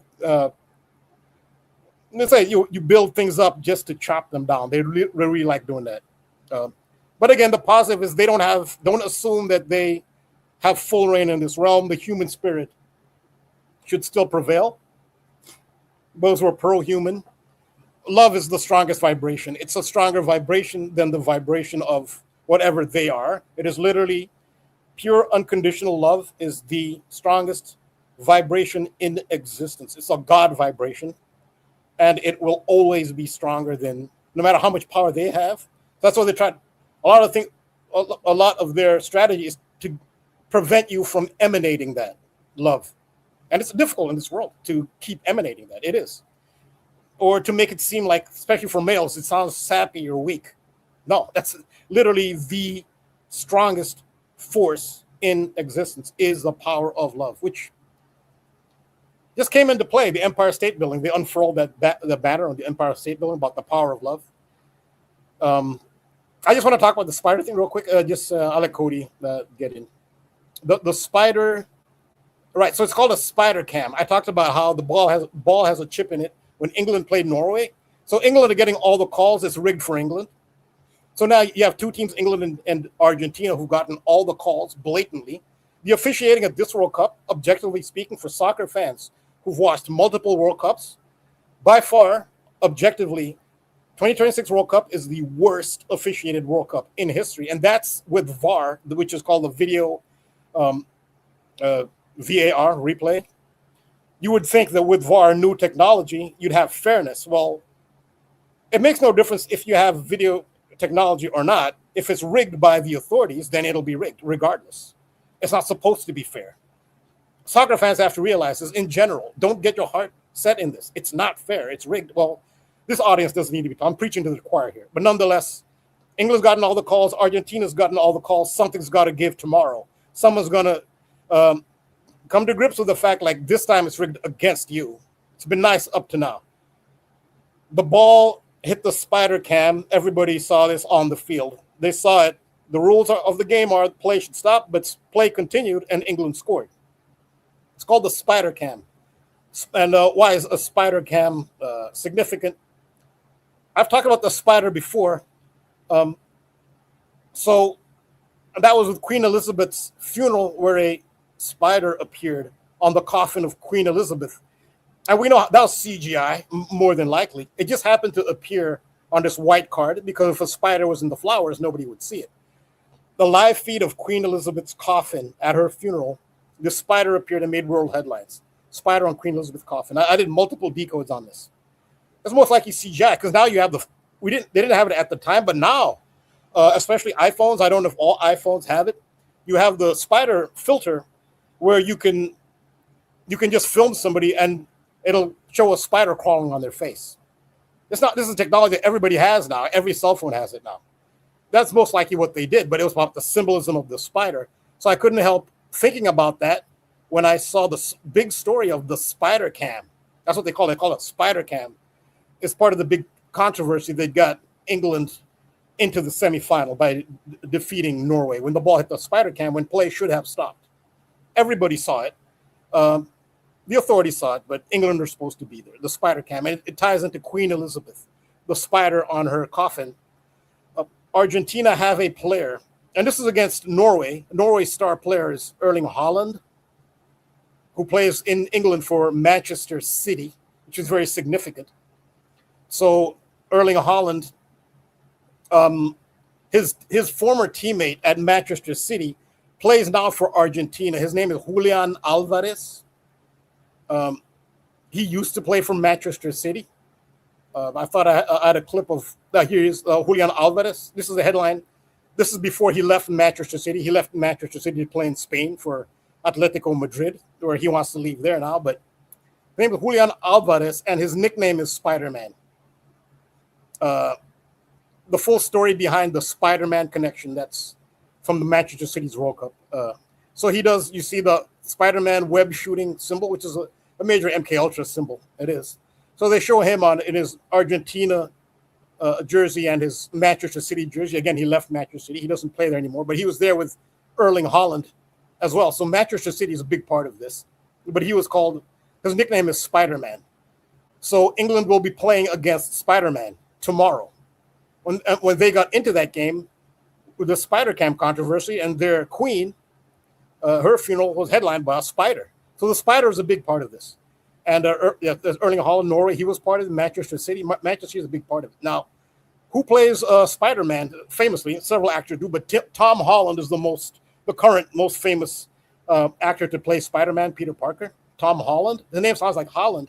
There's a big story out right now. They're all told to do this. This is part of the ritual. They're told to do this. Celebrities. They like to merge, sports with show business just to get the audiences to promote the different sports, especially as they're trying to really promote soccer in the U.S. Tom Holland once said playing Spider-Man in his 30s would be a bad idea, but now he reveals, he was just trying to leverage Sony. But anyway, he's the highest profile Spider-Man actor, Tom Holland, and his name sounds like Holland, he used to be a teammate at Manchester City with Spider-Man, who plays for Argentina, Julian Alvarez. Well, guess what happened with Tom Holland in the news? This is all planned. Supposedly, he contacted Holland on, I guess, social media or something. He got into Holland's direct messages somehow and asked him, like, hey, could we just meet? I'm a fan of yours. Could we go out for dinner? Tom Holland. And it turned out that Erling Haaland has never heard of Tom Holland. He doesn't know about, he's not into movies like that. Maybe he's into some movies, just not Spider-Man. We don't know how much of this is organic, but you can see how it all fits in so perfectly. Holland, Spider-Man, he was Spider-Man's teammate. The Spider-Cam knocked him out of the World Cup against England, and now Spider-Man calls him. Holland, it's a big story now. I think it came out yesterday. Yeah. Rambo, I don't know if you know this, but right after the World Cup, the new Spider-Man movie is coming out. Like literally coming out within a week and a half. Like it's like 10 days after it's premiering. And this was one of the reasons I was also kind of on Netherlands, because I knew that this was coming out right after. And in the first movie, Tom Holland actually, in the movie Spider-Man, he goes to Holland and he's in a jail cell with Holland people wearing a Netherlands jersey. Oh, wow. And he goes out and he gets picked up by an airplane in that movie after that, in like the Field of Tulips. But then what's even crazier is in that movie, Spider-Man's sidekick or best friend is named Ned Leeds. And Ned is the abbreviation for Netherlands, N-E-D. And Leeds is where Holland, Erling Haaland plays. Yeah. He was born in Leeds. He played for Manchester City. Yeah. Yeah, that's what I meant. Yeah. But what's all the odds of all this? You got Tom Holland, you got Holland who plays in Leeds. The character in Spider-Man is called Ned, like Netherlands, and Leeds, like the city. And so this isn't the same Spider-Man that James Franco is in, is it? No. Because when I think of Spider-Man, I mean Franco is pretty popular for being the Green Goblin, right? But that's prior to Tom Holland. Yeah, this is the new right. The first iteration of Spider-Man movies trilogy was what James Franco was in, right? So that's great, great insight and contribution. So you can see how do you really think this is an organic story, really? That he just happened to be a big fan of Erling Haaland right during the World Cup after he gets eliminated by the Spider-Cam controversy. And now it's a headline. What they're doing is they're bringing show business. The World Cup garners more energy than pretty much any event. So what they're doing is they're promoting the new Spider-Man. Of course, that's what they're doing. He's probably not really. I mean, he might be a soccer fan. I doubt he's really that big a Erling Haaland fan. But the whole thing was they're not going to waste Erling Haaland's time. Do you really think during the World Cup that Erling Haaland is going to go and have dinner with a Hollywood actor? He's concentrating. He's here to work. This is his job. He's not here on vacation. He's working. You don't invite him to, have dinner with you while he's working. It was done to promote. Yeah, great insight. Thank you, Kodi. What they're doing here, they're promoting the new Spider-Man, but they're also introducing Erling Haaland and the world of soccer to that to the audience who doesn't follow soccer, who follows more, with movies. They're bringing those audiences together. But so real quick on the Spider-Man thing. So Julian Alvarez tomorrow is a player to watch. He hasn't been starting. Maybe he'll start. I have a feeling he will start. He's been coming off the bench and he scored an unbelievable goal. He actually scored the goal that beat Switzerland, that put Argentina into the semifinal. He's called Spider-Man. And he played from Manchester City, Erling Haaland. So you see how it all fits in. They call it La Araña in Spanish. Araña means spider, which ties into Queen Elizabeth. So spider, real quick, in Jamaica is 71. This is the date we've been talking about, Diana's birthday, 7-1. Araña. So I'll just leave it at that. And great contribution to Connections, Kodi. Julian Alvarez is a player to watch. Just real quick, celebrity fans of Manchester City are the group Oasis, who sing Wonderwall. Wonderwall's become the anthem for England by Oasis. They're also Manchester City fans. So Manchester City is a big part of this. Yeah, there's other stuff, but yeah, Kodi, you can get it. Rambo, did you say that the name for spider in Spanish is araña? Araña. Araña. Yeah. It sounds exactly like the Dutch word for orange. Araña. Oh, araña. Yeah. Wow. Okay. Yeah. It sounds exactly like it. Yeah. It's almost the exact same. You cannot make it. You cannot tell a difference, really. So that's weird. You got this Netherlands thing. Spider-Man was literally in his movie wearing the Netherlands jersey, and Holland. Again, I'm a bit perplexed that Netherlands still didn't somehow make it. But again, there's just, there's something with this Spain thing, because Spain beat Netherlands 16 years ago. And I'll go over that a little bit when I get to my slides. But so this is a player to watch. I say Julian Alvarez, player to watch tomorrow. But what I've shown here, to me, it looks like the coding, especially with the fall of Liam Payne in Argentina, all these sunset rituals. A player from the Mamelodi Sundowns just passing me. To me, that's the clincher. You don't want a sun emblem. That's the clincher. The Mamelodi Sundowns, with all these people falling off balconies. The Brazilian influencer falling off a balcony. Right at the same time, the Brazilian woman being thrown off the bridge. This is about sundown. This is about the sunset, the Statue of Liberty, the light bearer. It holds the light. Lucifer, the fall of Lucifer, the light bearer, falling in Brazil with the McDonald's, red and yellow in the background. But this is not good symbolism for a sun-oriented entity such as Argentina, who have the sun on their flag. I think Liam Payne falling in Argentina is the sun setting in the midst of all these sunset symbols, especially Jaden Adams from South Africa. Very interesting. It's a very American sounding name, isn't it? Not a typical name you'd expect from a black South African. Jaden Adams, very American sounding name. I think, but that's what the symbolism points to. And I would say Julian Alvarez, Spider-Man, the Argentina player to look out for, who hasn't been starting. I think he'll be in the starting lineup tomorrow. So yeah, Kodi, you can go ahead, or if AJ or Josh want to add something. I'm good on my end. Josh, did you have anything? Nothing as of right now. I think Rambo has some very good information though for people who are looking into tomorrow's game. I could be wrong, of course. I'm not asking people to bet. I'm not a betting channel. If Argentina wins, if Argentina wins, I think it happened, but I mean, it just seems that it's very lined up for Argentina's sun to set, so to speak. tomorrow. Yeah, the only hesitation I have with that is just I like England too a lot, but this, especially with my Williams stuff, like it makes sense.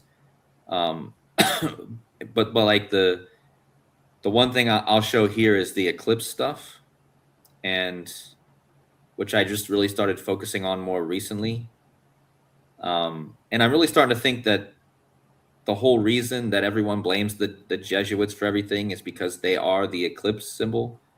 And I think that if there is something that's running this reality besides humans, it's the luminaries or whatever you want to call them, and the eclipse might be one of the things that actually is script. The energy of the eclipse might actually be scripting these events, just around eclipses, because the more you look at the date spans between eclipses and how events align with them, you'll start to see. I'm just going to show quickly a pattern just from the World Cup that shows that. So the Jesuits are known for their sun logo, like Argentina, of course. And the two numbers that I want to just focus on. First of all, I want you to notice that eclipse ritual equals the Jesuit order. Okay, 20184. That's interesting. And so the Jesuit order equals 177. This is an eclipse number. This is not just a gematria value. This is a number that actually matters to eclipses, because consecutive eclipses usually take place 177 days apart. This is why Donald Trump is the key figure on the world stage, because he's born 177 days after a blood moon, and he's born 177 days before a blood moon. In Aleister Crowley's cipher, English Kubala, Donald John Trump equals 177. If you take away his middle name, Donald Trump in Aleister Crowley's cipher equals 136. The Jesuits equals 136, and 177 is the 136th composite number. So these two numbers align perfectly with, again, why do you think the Jesuit order equals 177, which is the eclipse number, and 130, and if you just take the Jesuits, it equals 136. This is just in the ordinal cipher, nothing complicated. Well, the Jesuits were founded 3 days after or before an eclipse from Saros number 136. Now, the August 2nd eclipse over Egypt next year is on the same Saros number as the Jesuit eclipse. So I'm just calling this the Jesuit eclipse because this is when they were founded, right before this 136 eclipse. The August 2nd eclipse next year is called the eclipse of the century for a reason. And it's perfectly placed over these so important areas in the world, like Egypt, Mecca, and Gibraltar.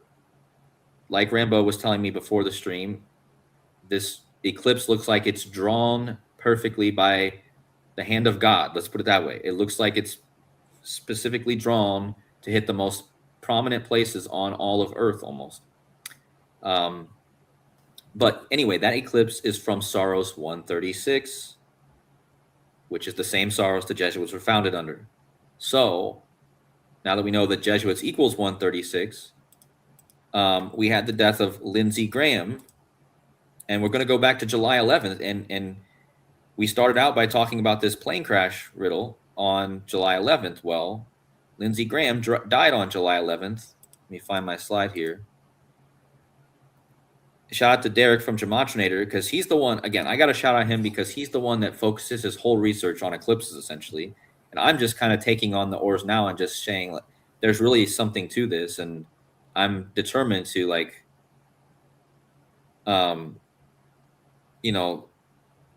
like just how it kind of messes, like does things, how kind of the eclipses have this energy. And that's why the Jesuits are who they are. They're paying tribute to the eclipses. So anyway, Lindsey Graham equals the Jesuits, 136. He just happened to die on the anniversary of the middle eclipse. When I say middle eclipse, I mean there's 71 eclipses in Saros 136. So there's 71 eclipses. The middle eclipse of that Saros would be eclipse number 36, which happened on July 11th, 1991. So Lindsey Graham just happened to die on the anniversary of Saros 136 eclipse, okay? And his name equals 136, like the Jesuits.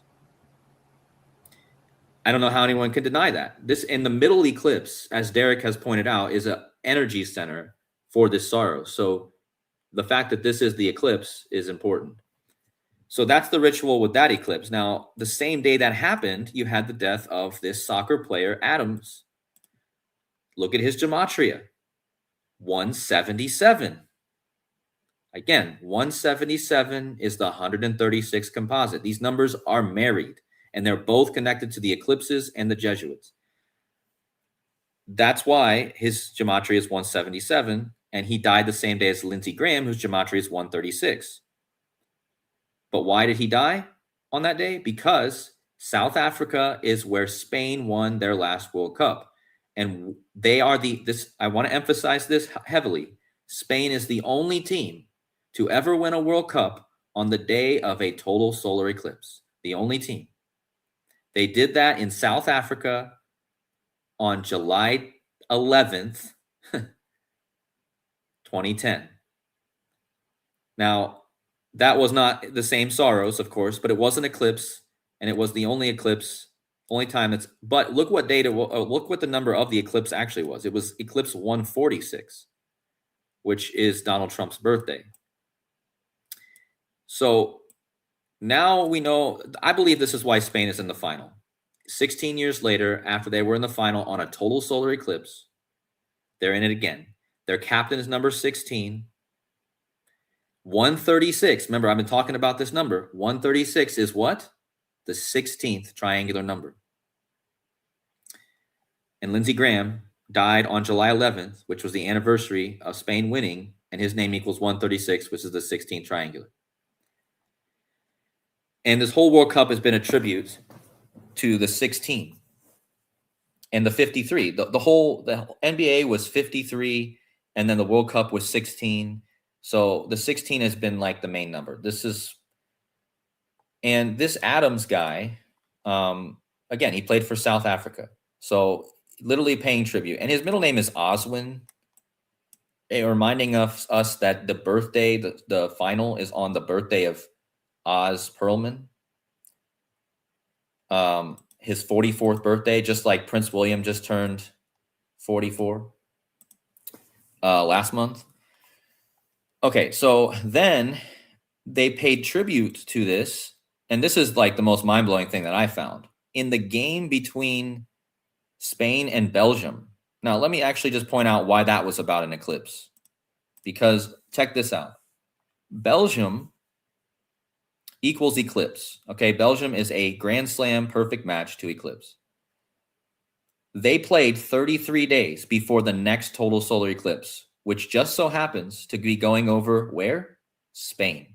So Spain beat Belgium 33 days before the eclipse over Spain. Belgium equals eclipse. Belgium equals 33. Eclipse equals 33. 33 days. Now, why is this crazy? Because back in 1990, Belgium lost to Spain in I believe it's their only World Cup match. I might be wrong, but I believe it's their only World Cup match besides the one they just played. But the point is, Spain won 2-1. And I was even thinking, I wonder if this score of this game, before it even happened, I was wondering, is this score going to be 2-1 again, Spain? Because why is it so perfect? Because notice, Spain beat Belgium 31 days before an eclipse in 1990.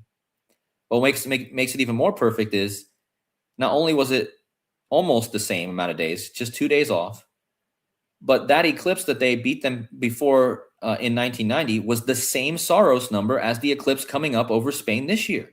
And again, these numbers don't come around. Every eclipse does not have the same Saros number.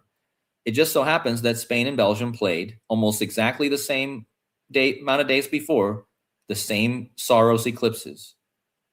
I don't know if you guys, hopefully you guys understand that. It's the eclipse from Saros 126. That's the eclipse next month, and that was the eclipse in 1990. And again, why was the final score the same exact score from that year? Look, it was exact repeat. The only thing that wasn't the same is that it was just 2 days off. If it was 33 days before, it would have been even more perfect. But the 31 is actually interesting because 31 is the gematria of Spain. So that's interesting. But then when they beat Belgium, the game-winning goal scorer was Michael Marino, Mikel Marino. And he scored the game-winning goal on 7-10, one day before the anniversary of Spain winning the World Cup in South Africa. And what's crazy is the woman who brought out the opening ball for that game was Tate McRae. And why did they use her? Because look how perfect. I mean, this is just undeniable. Tate McRae was born 7 years and 10 days after the game-winning goal scorer of that game.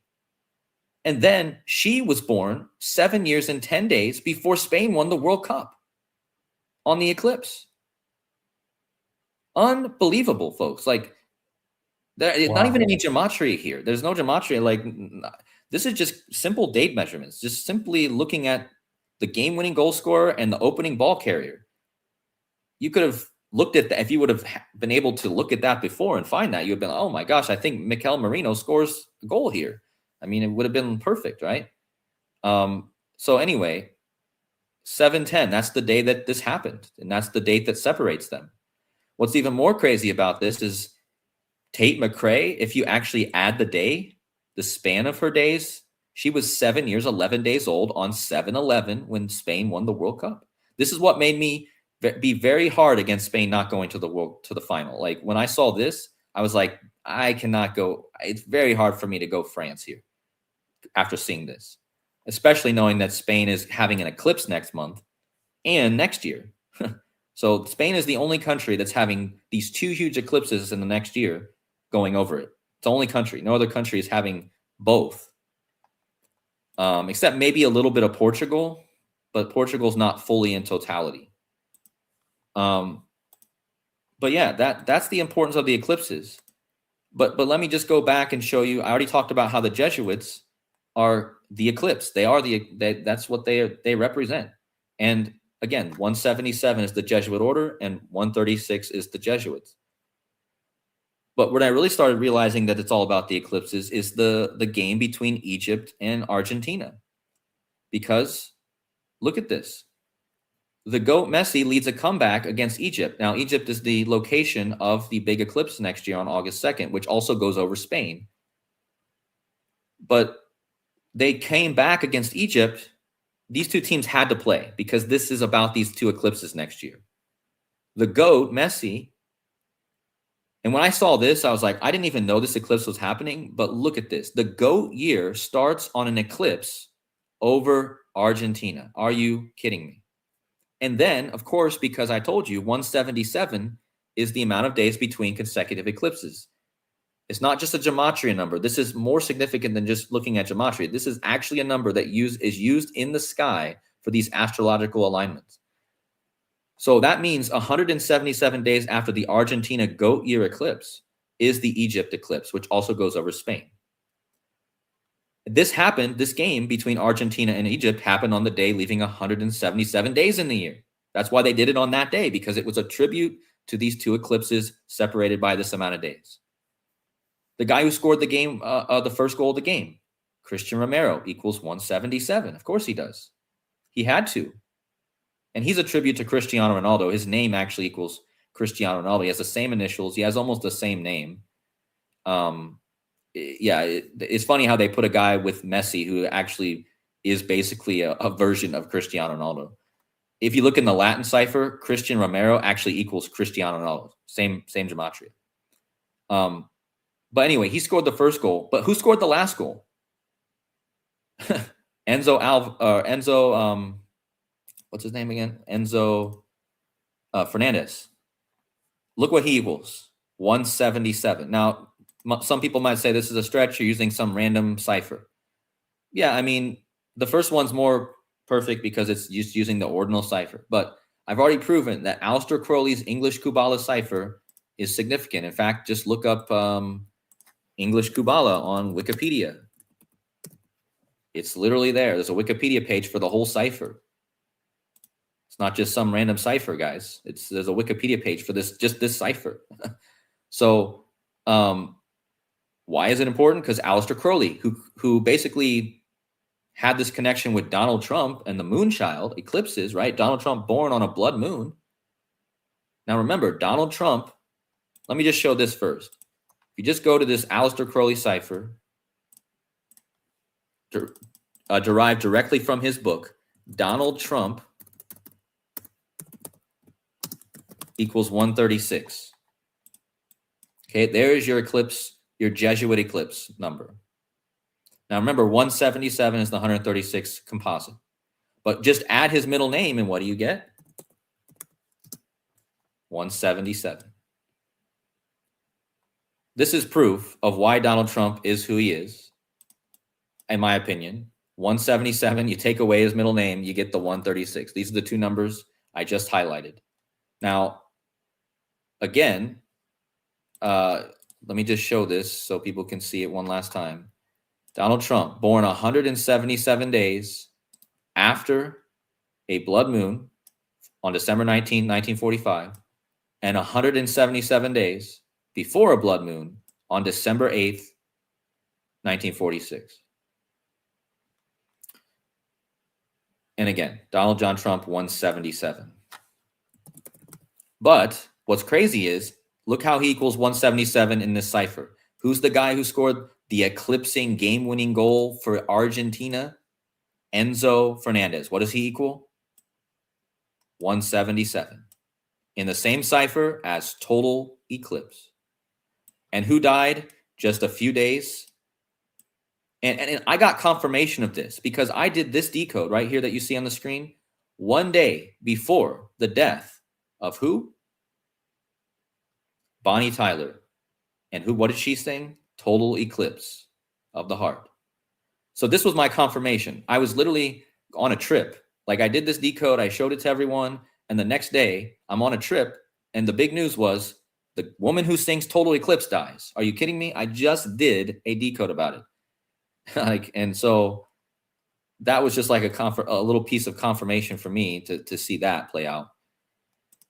And yeah, and then so that's the whole point. And let me just show you. So this goat year eclipse that starts on 2/6, which is Ronald Reagan's birth, or wait, is that his birthday or his death date? It's either Ronald Reagan's birthday or his death date.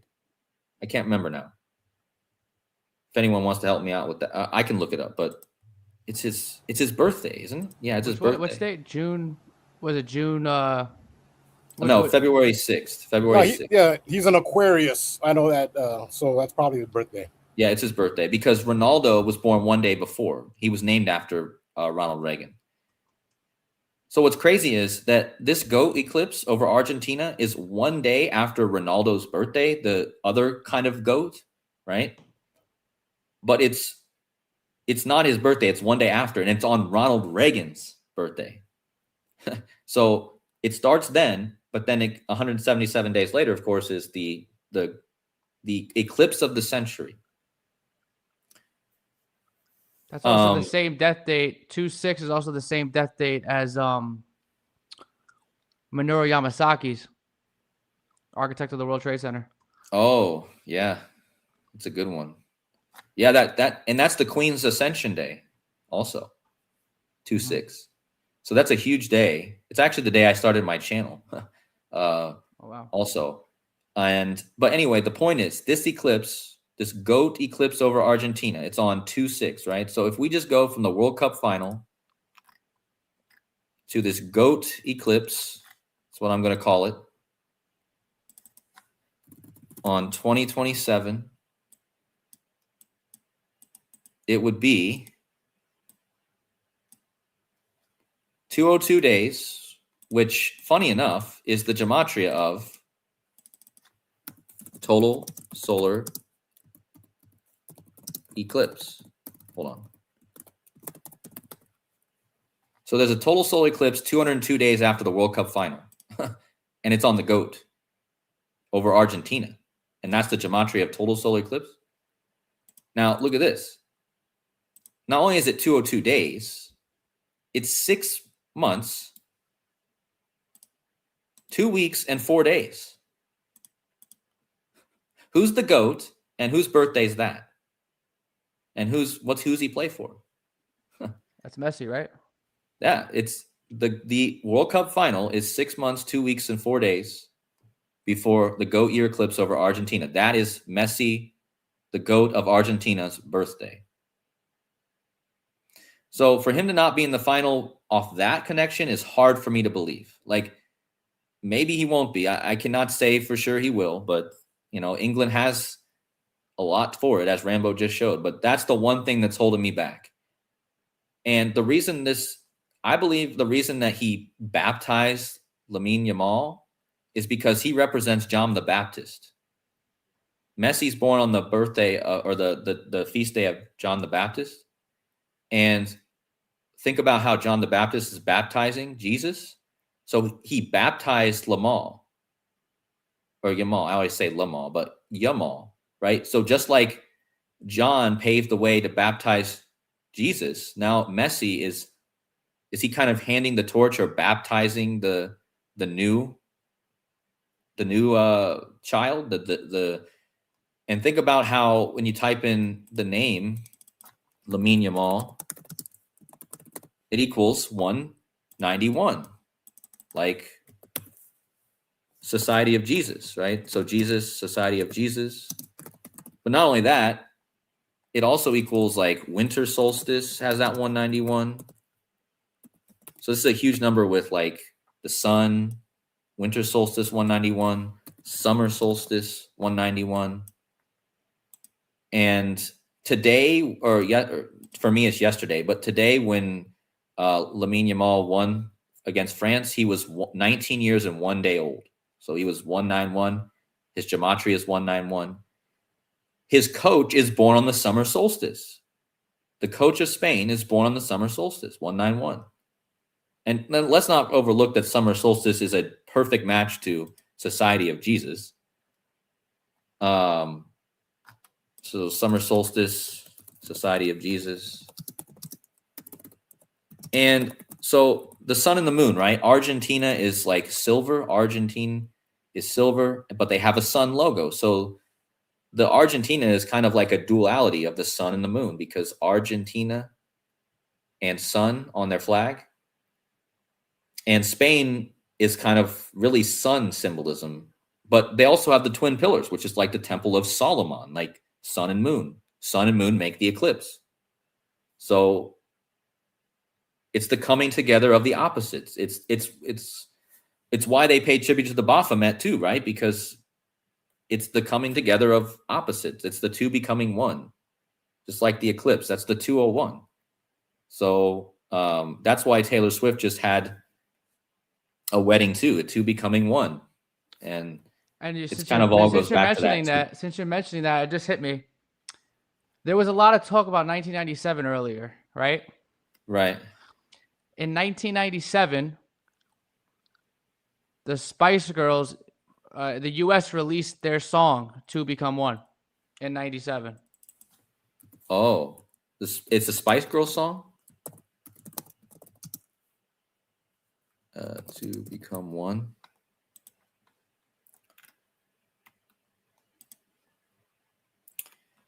Interesting. So that was, when was that? It says December 16, 1996, but the U.S. version, it came out in the U.S. in it says in July 1997. The song was released in the United States. Oh yeah, I see that. Okay, July, huh? I wonder. It just says July, but I wonder what the actual date is. Be interesting to see that. Look at this. Robbie Williams is connected to this. Makes me think of Robin Williams. But yeah, that's something to look at for sure, because the music video is actually recorded in New York. Yeah. The two became one in New York. Yeah. So I think there might be something to that as well, because they are from England. Yeah. So that's why. Yeah, I definitely can't discount England at all. I mean, just 100%. But like I said, it'll be interesting to see what they end up doing with this. And I'm just wondering if the GOAT eclipse really is that important, or if it's just more about, okay, if it's more about these two eclipses together, it will be Argentina. But if it's more just about this eclipse over Egypt, because this eclipse also goes over Gibraltar. So August 2nd, 2027 eclipse. I just keep it in mind too, Kodi, with the Spice Girls connection, Posh Spice and Beckham. We were talking about the wine ritual just last week, I think it was. Right. I forgot about that with Beckham. So that they were married, weren't they? Yeah, I don't know if they're still together or something, but yeah, when I think soccer and Spice Girls, I would think Posh Spice and David Beckham. Yeah.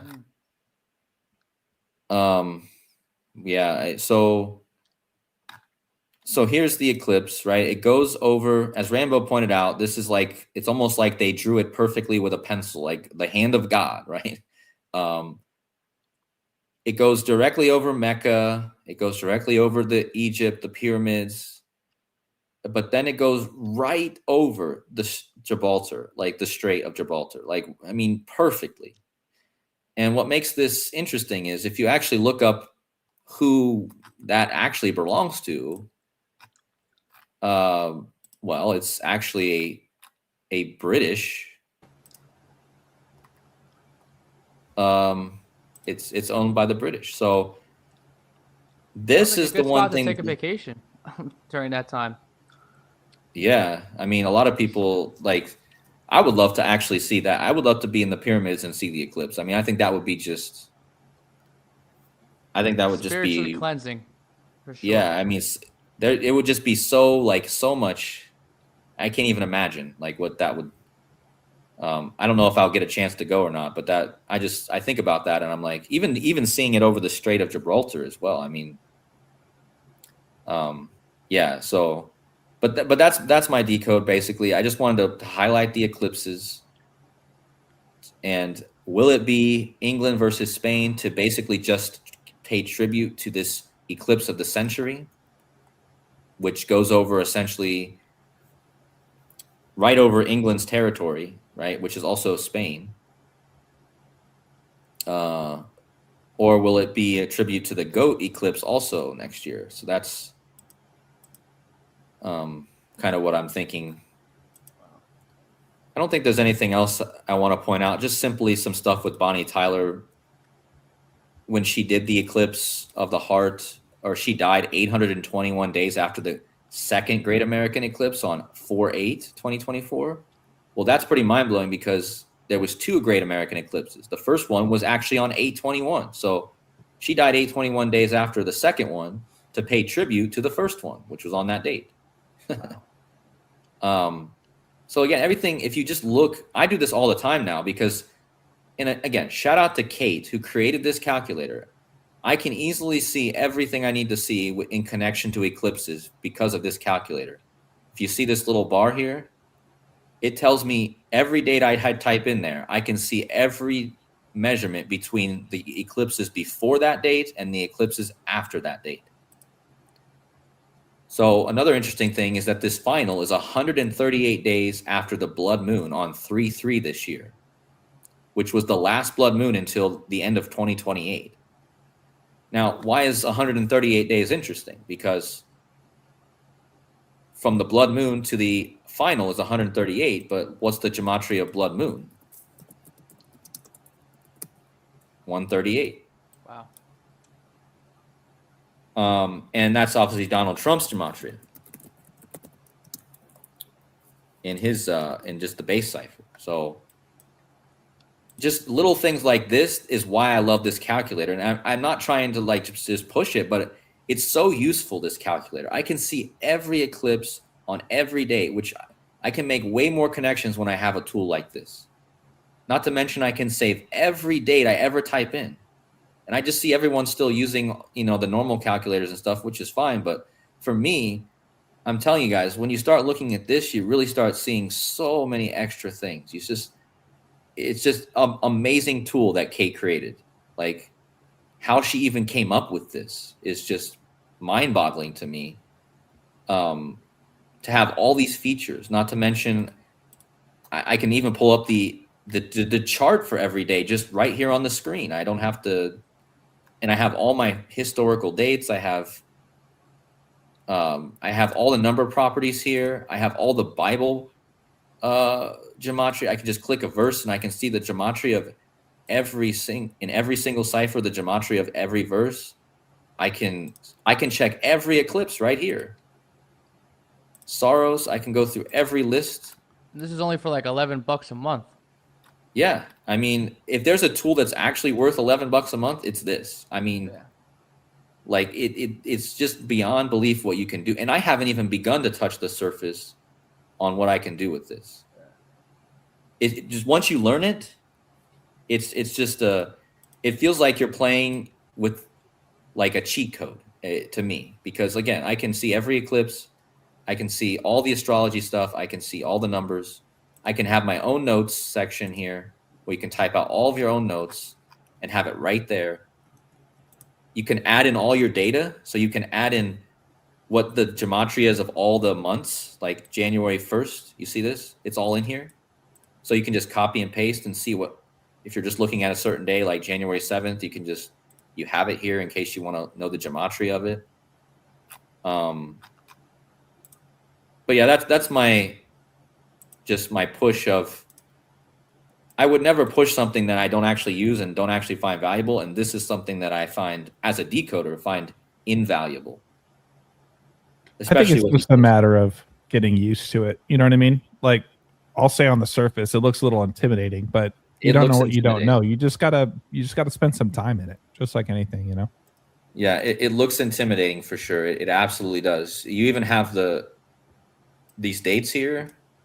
You have every date. You can find the Hebrew date on the calendar and the Islamic calendar. So you have those.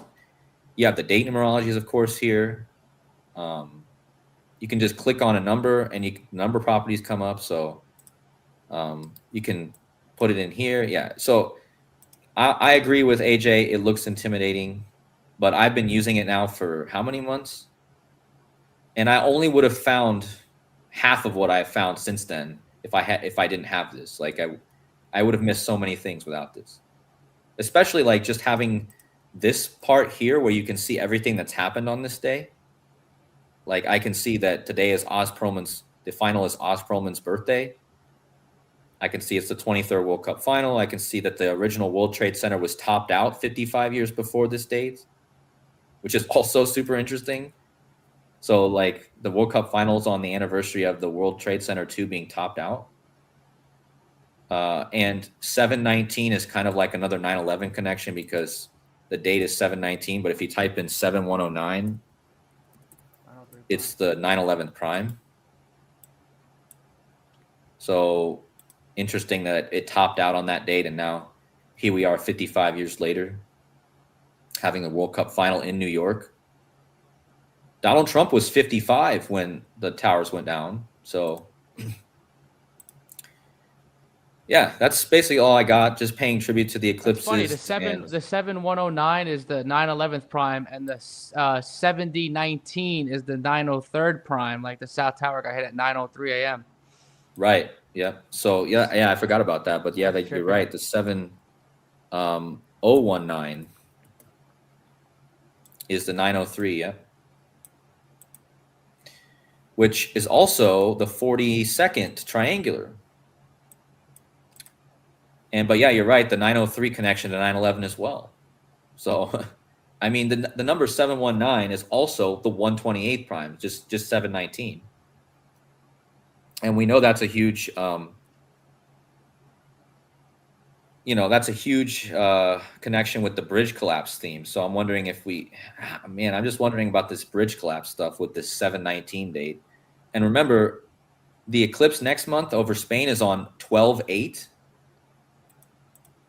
Actually, I got an interesting thing to show you then, if that's the case. Since we're talking about the bridge, and usually we're referring to the Golden Gate Bridge, but ESPN posted the photo of all the players, I guess the top players, and it's on their Instagram. It's like one of their pinned. If you want to pull it up, it's like one of their pinned. Yeah. It's actually like their second pinned photo on their Instagram. ESPN Okay. FC. Their Oh, FC FC? account. Mm-hmm.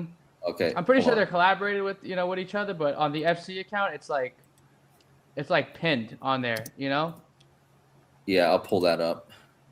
And if you look, there it is right there. This? Yeah, they got Harry Kane and Yamal right by the Golden Gate Bridge. And you see Harry Kane's right by the Golden Gate Bridge, the tower of the Golden Gate Bridge, and then you have Yamal right in front of it. Well, look at the 719 right there too. They Yeah. have the number 719 strategically placed. I actually checked, right, the date span between when Harry Kane was born to Yamal, and it's actually exactly on the nose, 13 years and 50 weeks, 135, which is the Golden Gate Bridge in Gematria. Yeah, let me just pull that up here. And this is, I'll just show you the other use for this tool is I have all these guys already in here. So I just got to scroll down. Oh, I got Harry Kane right here. I got Yamal right here. So I can quickly find it. And it was between their births. Was it between their births, you said? yeah, 13 years and 50 weeks, 135, Oh, yep, I see it. 13 years, 50 weeks. which is the Gematria of Golden Gate Bridge, which is 135. Yeah, Ordinal. and right. And wow. So what's also it's almost just trying to see here. So look at Yamal though, from his birth to the World Cup final. He's 19 years and 7 days old with the span. So that's the date of the World Cup final. Mhm. Like, I remember looking at this before the World Cup final even started. I was like, you mean he's going to be 19 years, 7 days old on that date? Like, I don't know why I didn't just stick with that. Like, that was pretty clear. He's probably going to be in the final. And look at this. He's also going to be 19 years and 1 week old. Like, his name equals 191. Mm-hmm. So, Yeah. one of those athletes that are born and bred. Exactly. And Spain equals 23, like the 23 World Cup. But look at what Spain equals in Latin. Spain equals the day of the year, the final. Yeah. The 200th day of the year. So. That 59, I forgot where that 59 came into play for me. I was looking at something. I don't know if Yamal was born 59 days before the groundbreaking of MetLife Stadium, or if it was like 54, something like that. I forgot where it came into play, but I think, oh no, I know where it came into play. Yeah, the groundbreaking of the MetLife Stadium was on 9/5/2007, which was 54 days before Yamal's birthday. And in Gematria, Lamine, I don't know how to say his name, but it equals 54. Right. So the groundbreaking of MetLife was 9/5 or 2007. Like Lamine equals 27. 2007, and then he was born 54 days before. And look at that 135 right there. Yeah, I was just going to say that. Yeah. Well, Lamine equals 54, like Jesuit son order. and son, Jesuit yeah. order. Oh. And again, I feel like it's he's kind of like the son, right? He's the young child that was baptized by the guy who has the flag of the sun, and he has that 54 like son, his name. So it seems interesting that all this sun symbolism, of course, and another thing I found out from a subscriber yesterday, just to point out the 9/11 things, I wanted to mention this. You know, the two teams that just played yesterday, the captain of Spain is Rodri. Let me see if I have him in my saved. No, I don't. But Rodri's birthday, the captain of Spain, he where is he? He's born on June 22nd, which is an interesting date. It's the same birthday as the guy who scored the game-winning goal for Spain against Belgium.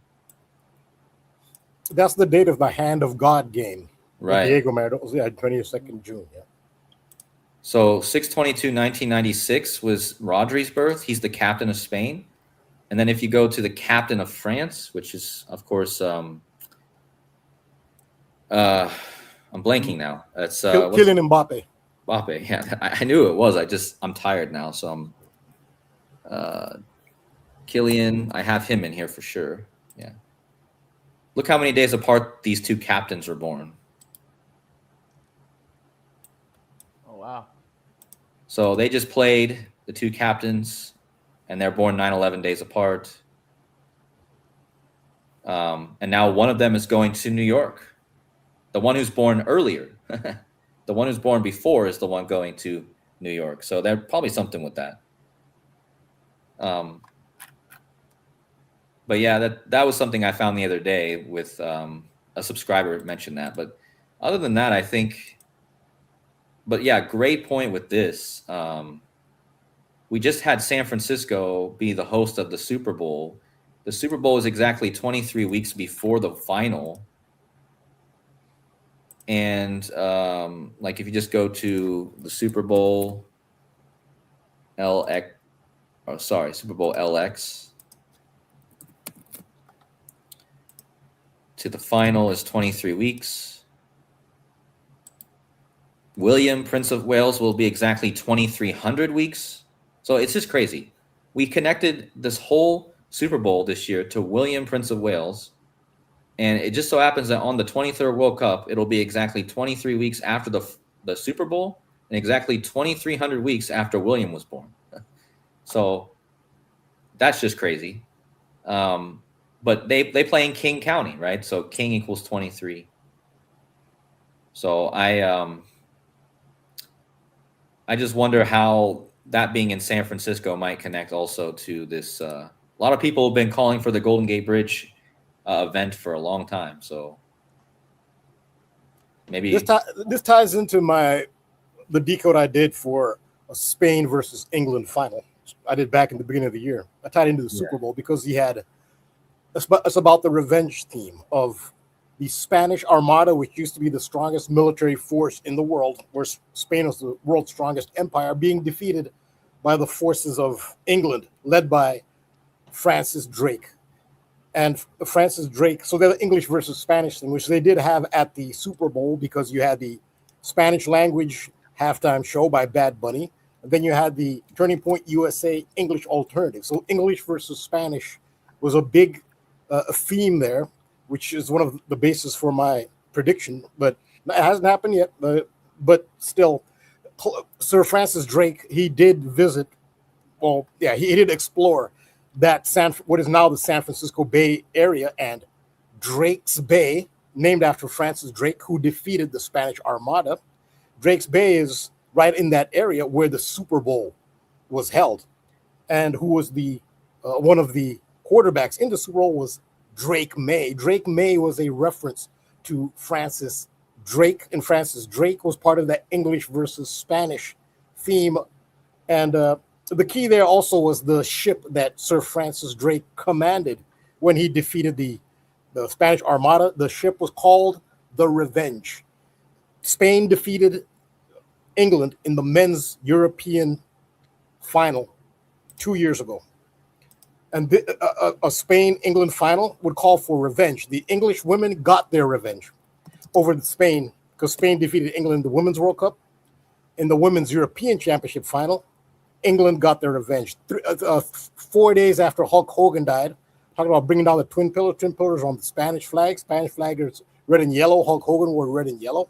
When Hogan died, I said, "Oh, England is going to get their revenge." But I thought, yeah. So look at that, Rambo. This game yesterday, where Spain won against France, was on the anniversary of that game, right? Or is that correct? Yes. Yeah, that's on the anniversary. It was on. Yep. And the same guy scored. He scores. Yeah, he scores big games. Like he scores important goals. He doesn't have a high number of goals, but he's clutch. Like he scores clutch goals. Yeah. Right. Yeah. So wow. I mean, yeah, I'm definitely with you on that because, like, I remember how big of a theme it was at the Super Bowl with the revenge. It was such a huge theme. You had the Revenge of the Sith, the Star Wars, the Dark Side, Seahawks defense. Then you had the Revenge of the Nerds guy die that month. You had this this Mexico guy, this drug lord got taken out, and he had some sort of connection to the word revenge. I can't remember exactly now what it was, but yeah, there was just a huge theme with revenge. So I would, and look at Sir Francis Drake, Rambo, equals 155. We were talking about that. Yeah, with Diana. Yeah, exactly. Yeah. And 250. And 250. Yep. United States has turned 250. So another 250. Bridge collapse is 250. Yeah, bridge collapse is 250. Yeah. There's another 250. Ricky Hatton. He's a boxer. He's from Manchester City fan. He died. So there've been a lot of big English deaths. Ricky Hatton's on a big one, and he died. He's from Manchester. He died the day of the Manchester. They call it the Manchester Derby, where Manchester United play Manchester City. There's two huge giant teams from the city of Manchester. When they met in the Premier League, Ricky Hatton, who's the boxer, who's the very big Manchester City celebrity fan, he died on that day. There have been big deaths. Ozzy Osbourne's another one. But if you take Diego Maradona's death day to Ricky Hatton's death day, it's 250 weeks. And that 250 was big on the cover of The Economist magazine for 2026, the year in advance. So that's, if you take the day Diego Maradona died, which is November 25th, 2020, to the day that Ricky Hatton died, which is September 14th, 2025, 250 weeks. And that's big because Ricky Hatton is a big Manchester City diehard fan. And Oasis is the other celebrity fan. They created the song Wonderwall, which is now the theme of the English soccer fans. What was that second date, Rambo? What was the date of Hatton? Ricky Hatton was the 14th of September. Oh, so Pope Leo's birthday. Yeah. 250 weeks. And 4 days. Like, there are some, like, what's crazy about that is, do you know that Pope Leo, he died on Pope Leo, or the Pope Leo thing, he equals 250. Wow. So because that was on Pope Leo's birthday, so which is interesting because as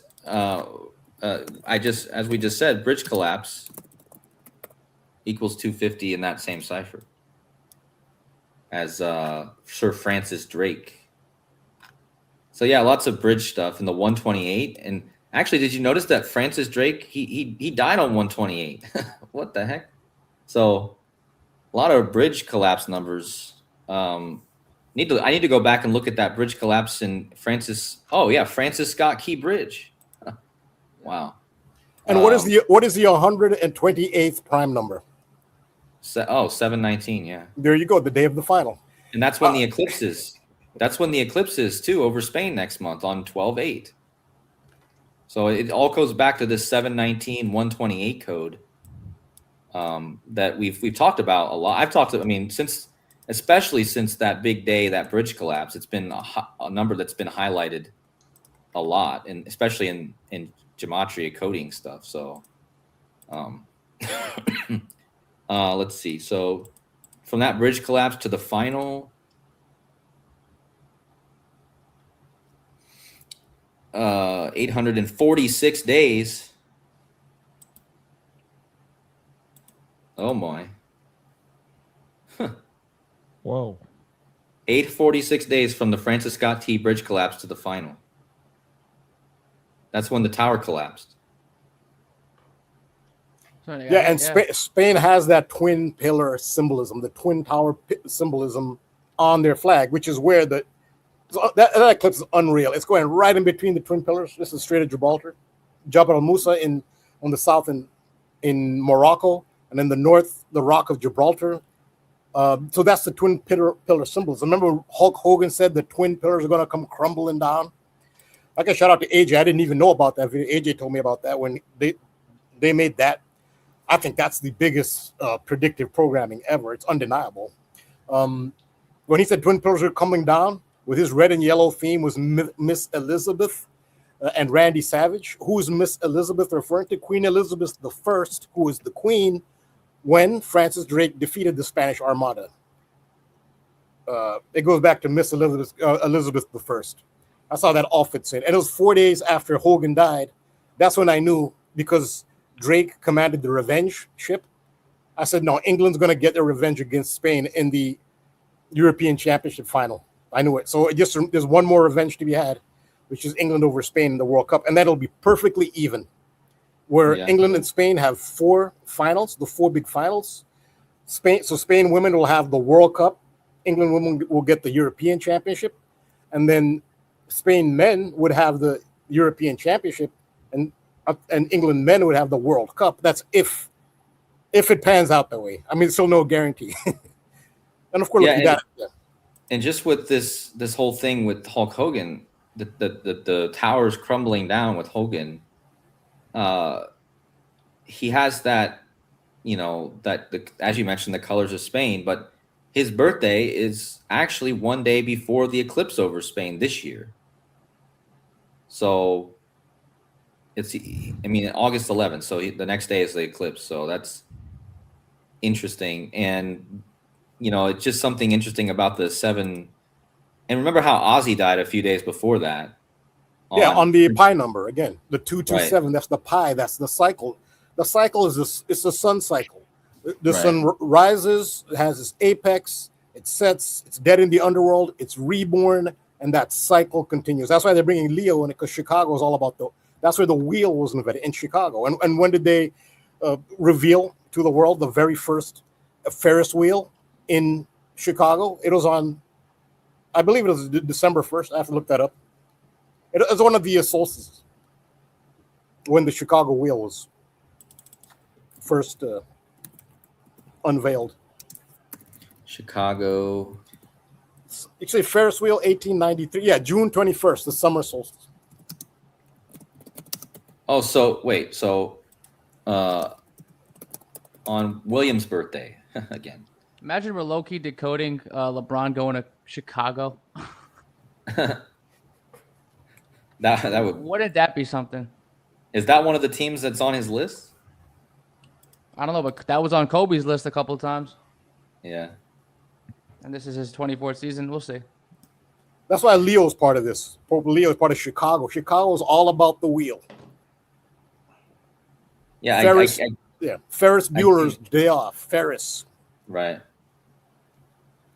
It was built to rival the Eiffel Tower. Huh? Yeah. The June 21st date, though, that's the birthday of Spain's coach. And it's also the birthday of Macron, the prime minister of. Was it prime minister or president of France? But oh, really? So Macron, yeah, of course they lost. Yeah, they lost, but sixes on that. Yeah, but they lost. They're part of the light bearer, which is the sun setting. That's what the Statue of Liberty, which is the light bearer. The sun's a light bearer, crashing in Brazil. That's the sun going down. The sundowns. Well, his birthday is actually the winter solstice. Oh, I'm sorry. Yeah, winter solstice. Okay, my bad. So yeah, that's the sun. Though. Yeah, that's perfect though, because Spain beat his country today. Yeah, and that's the coach, of course, is on the summer, the sun going up, and then his birthday just is on the opposite. Yeah. So you saw that in the scene in Brazil where you have the Statue of Liberty, the light bearer going down, and in the background you have the red and yellow McDonald's Royal Arch. That's the sun from the equinox. That's the sun in the above world, from the equinox through to the, from its birth to the summer, basically spring and summer. You have that symbolism in that one image. Yeah, that's what it's about. This is about the cycle. This is the number one most important esoteric symbol, is the cycle. Yeah, and then it's 48. There was 48 teams this year, so cycle equals 48. But with that player dying from the Mamelodi Sundowns so close to the final, to me, for Argentina and Liam Payne in Argentina, there have been a lot of big English deaths. Liam Payne, Ozzy Osbourne, and Ricky Hatton. Those are huge. All three of those are huge. So if England wins, a lot of people were maybe taken out in exchange. Those Yeah. are the big three: Ricky Hatton, Ozzy Osbourne, and Liam Payne. Yeah, and I find it funny too that the Space Needle's back here on this picture as well, and you got the DNA stuff going on. Hulk Hogan's middle name was Gene, right? I know you talked about that, Rambo. Yep. There's also Gene Aukerland. He was the what do you call him? Presenter, hype man. Right. Gene Aukerland, because he was there with the twin pillars crumbling down. Gene Aukerland is the one who said, "Are the whoever their villains, the other two guys, the superpowers, what are they called, mega powers or something?" Yeah. Who are the other guys called? You mean the mega powers or The mega powers versus so was mega it- well, I think they were just called the Twin Towers, weren't they? You mean the two because there's one guy called Akeem the African Dream. yeah, Akeem And the the other African Dream. But I thought they had like a team name. I don't know. Maybe. I thought they were just It was let me mega see. powers versus somebody. Yeah. Hakeem, the African Dream.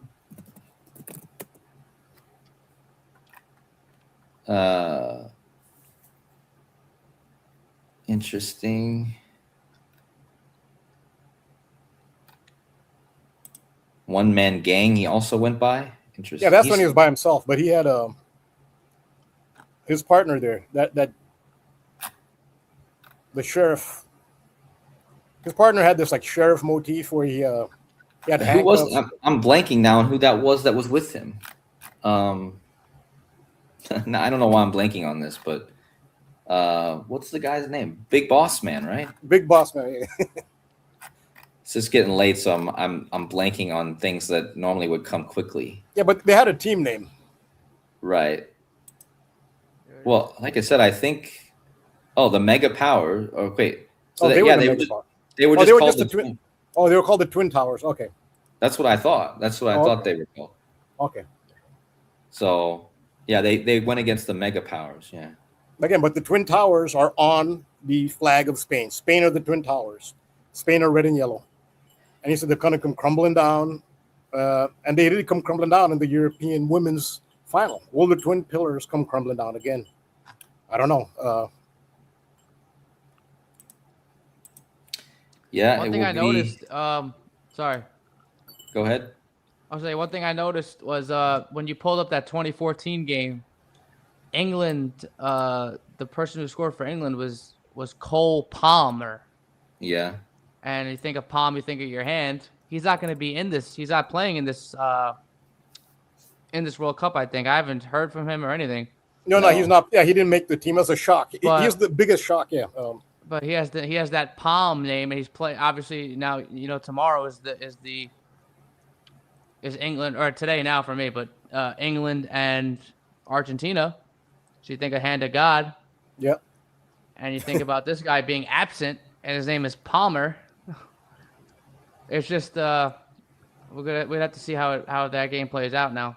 But I thought if he was playing, it'd be a lot different. I don't know why. Yeah, something with the hand of God. Yeah, it makes sense. And I think in that video, the Rip the Script, Cole Palmer was in that, and he had something to do with the Iceman or something. I don't remember that now, but that's his goal celebration. He does the cross arms Osiris symbol. That's his goal scoring celebration, where cold, kind of ice in my veins type thing. Yeah. Okay, so then they had some sort of rapper. That's probably why they had some sort of rapper with him. I don't remember what the rapper's name was, but in that Rip the Script, they had a rapper they had like an ice theme. So I'm just wondering, with England, that might be another thing to look at is why did they put the ice theme in the Rip the Script video? They also did have the Spanish player that's in, what was his name? Nico Williams. Nico Williams was in the Rip the Script video.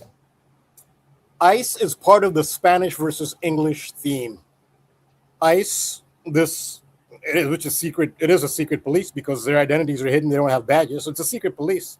They primarily I mean, they're going after a wide group of people, but it's primarily against Spanish-speaking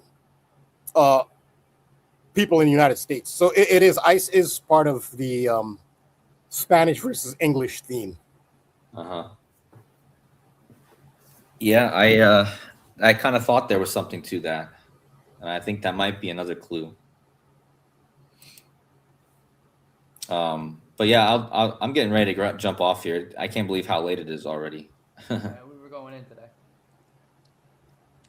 We got a lot of great stuff today. Yeah, absolutely.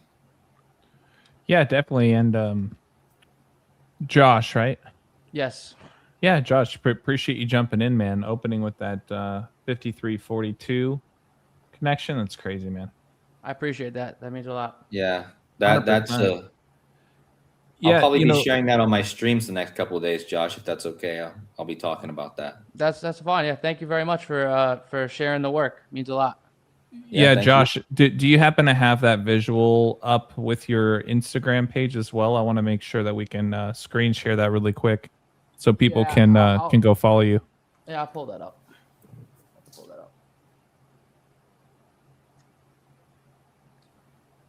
Let me present my screen again. All right. You guys see that? No, we're still on Kodi's. Yeah, we're still on my screen. Well, let me take mine off. Oh, sorry. Let me try again. Yeah, I haven't seen the request yet. There we go. There we go. Yeah. Okay. Yeah, so this is the decode, and then my Instagram's right up there. Decode numbers. I just followed you, AJ. Awesome. Perfect. And Yeah. I'm following Kodi. I'll follow you back, and yeah, you guys. Sorry, it's a little small on my end. Yeah, but make sure that you guys go follow Josh. Decode numbers spelled exactly as is with an underscore at the end. Mm-hmm. This is where you guys can find. Was this your latest post? Yeah, I actually don't have a lot of posts as far as coding goes. I have a lot of highlights. I do give out my plays. Like, you could support me on Patreon if you want, but I as more of like like giving tips and stuff like that. But I guess I used to use it a lot, but I just rather just post like my plays on my Instagram. People can see it, and then I have a lot of friends who like to gamble on the games and stuff like that. So I like to give out my picks and give out the decodes on that, and as well on Twitter. So I have the same Twitter account, like the same name on Twitter. Perfect. And all your links are in the. I'm guessing in the profile. I actually have to put that in there. I actually have to put my Patreon and my Twitter in there. I just got back to Instagram. I came back to Instagram for the NBA Finals. So I just took like a long break. Okay. So I'm getting back to it. Well, we are glad to have you back, man. And yeah, it was good to connect with you today. Rambo, thank you for bringing Josh in. It's always nice to, get other people in the corner every week. So thank you, Rambo, for that. And thank you, Josh. Yeah. I appreciate you guys having me. It means the world to me. 100%. Yeah, man. You're always more than welcome for sure. I'll keep an eye out for that follow. Yeah, Kodi, I know it's getting late for you, man, so I'll pass things off to you for just final remarks and a reminder for those where they can find you and support you, my friend.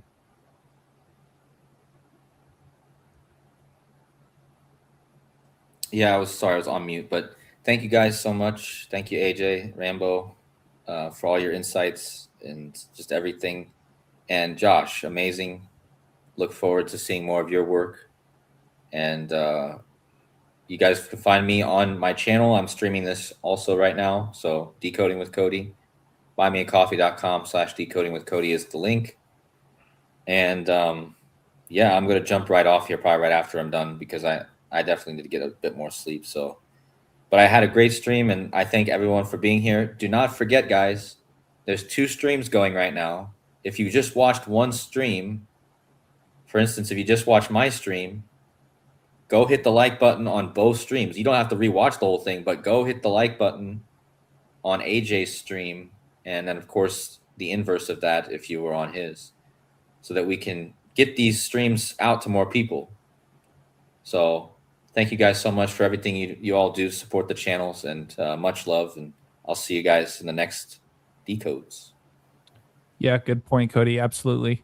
We really appreciate the likes and the subs. And yeah, Kodi, get some sleep, man. Thank you for everything you do for the show. It was good connecting with you again, as always. Same to you, brother. See you guys next week. Take All care. right, man. Yeah, Take we'll care. catch you soon. And yeah, Rambo, please take us home. Yeah. Again, great show, fantastic show. Thank you, Josh, for contributing what you had to do. I'm glad you're able to get on. And mind-blowing decode. It expanded on the work. I'm glad people can expand the work like that. Amazing. Hopefully that resonated in the community. That post deserves thousands of likes. And Kodi for his usual mind-blowing work, and for you, AJ, your contributions as well. Everybody had something that fit in perfectly, even things we didn't even know ahead of time, just spontaneously. It was great, and great show again. And thanks for everybody who watches, for those who haven't watched yet, who will watch later, and for those who contributed. It all made for a great show together. I am working. I just today uploaded an 11-minute video for patrons. Well, I have my written decode, which you saw, which is it's pretty lengthy, but it's primarily based on the two incidents that happened in New York City. There were two skyscraper building incidents in New York City in July. One was the Empire State Building. The two people climbed to the top. The other was the former Pfizer building, which they said the top portion was about to collapse. And I really go in depth on that. Two building skyscraper stories in New York City. And I've gone in depth as to what the symbolism is with that. And I show it's no coincidence it's happening at the time when New York City is hosting some of the games that World Cup and will host the final. So that's what I'm talking about. And I just put up today a video. That's besides the long written post you saw. I put up a video. It's 11 minutes long, and there'll be more to it. There's so much more to expand on it. And it's titled Empire, because New York is the Empire State. And I go into that empire. It's all about empire. Yeah, so that's my 11-minute video that I put up today. And there's so much more to do, expanding on that. And the World Cup is about to wind up, and I've shared some of my thoughts here. So that's what I'm working on at the moment. So yeah, patreon.com/thetruthcodes, one tier, $5, access to the Codebreaker community Discord server. I appreciate my patrons very much. They're brilliant, and they you can see their contributions to both in the comment section and on Discord. So yeah, thanks for everybody. Again, everybody's contribution to this. Again, Thank you. Yeah, and thank you, Rambo, seriously, once again, for bringing Josh in this week. Once again, Josh, yeah, that is definitely a code for the ages. That's one I'm not going to forget anytime soon. That's for sure. And yeah, keep up the great work, man. Seriously, it's always great to get brilliant minds into the same corner and help build each other up. That's what it's all about. So thank you again, Josh, and thank you, Rambo. You guys, this is not a typo. It's $5 a month, not a day, not a week, for all of Rambo's content. He also has a free tier, so at the very least, sign up for his free tier. But very much looking forward to that 11-minute video you just posted, Rambo. Thank you again. For those that don't know, my name's AJ Ball Don't Lie, 3 L's in Ball. You guys can find all of my work where we're streaming tonight on YouTube, as well as Instagram. Ball Don't Lie, 3 L's in Ball. We appreciate you guys very much. Make sure you guys stay safe out there. We'll see you guys on the next one. Until next time. Peace. Peace.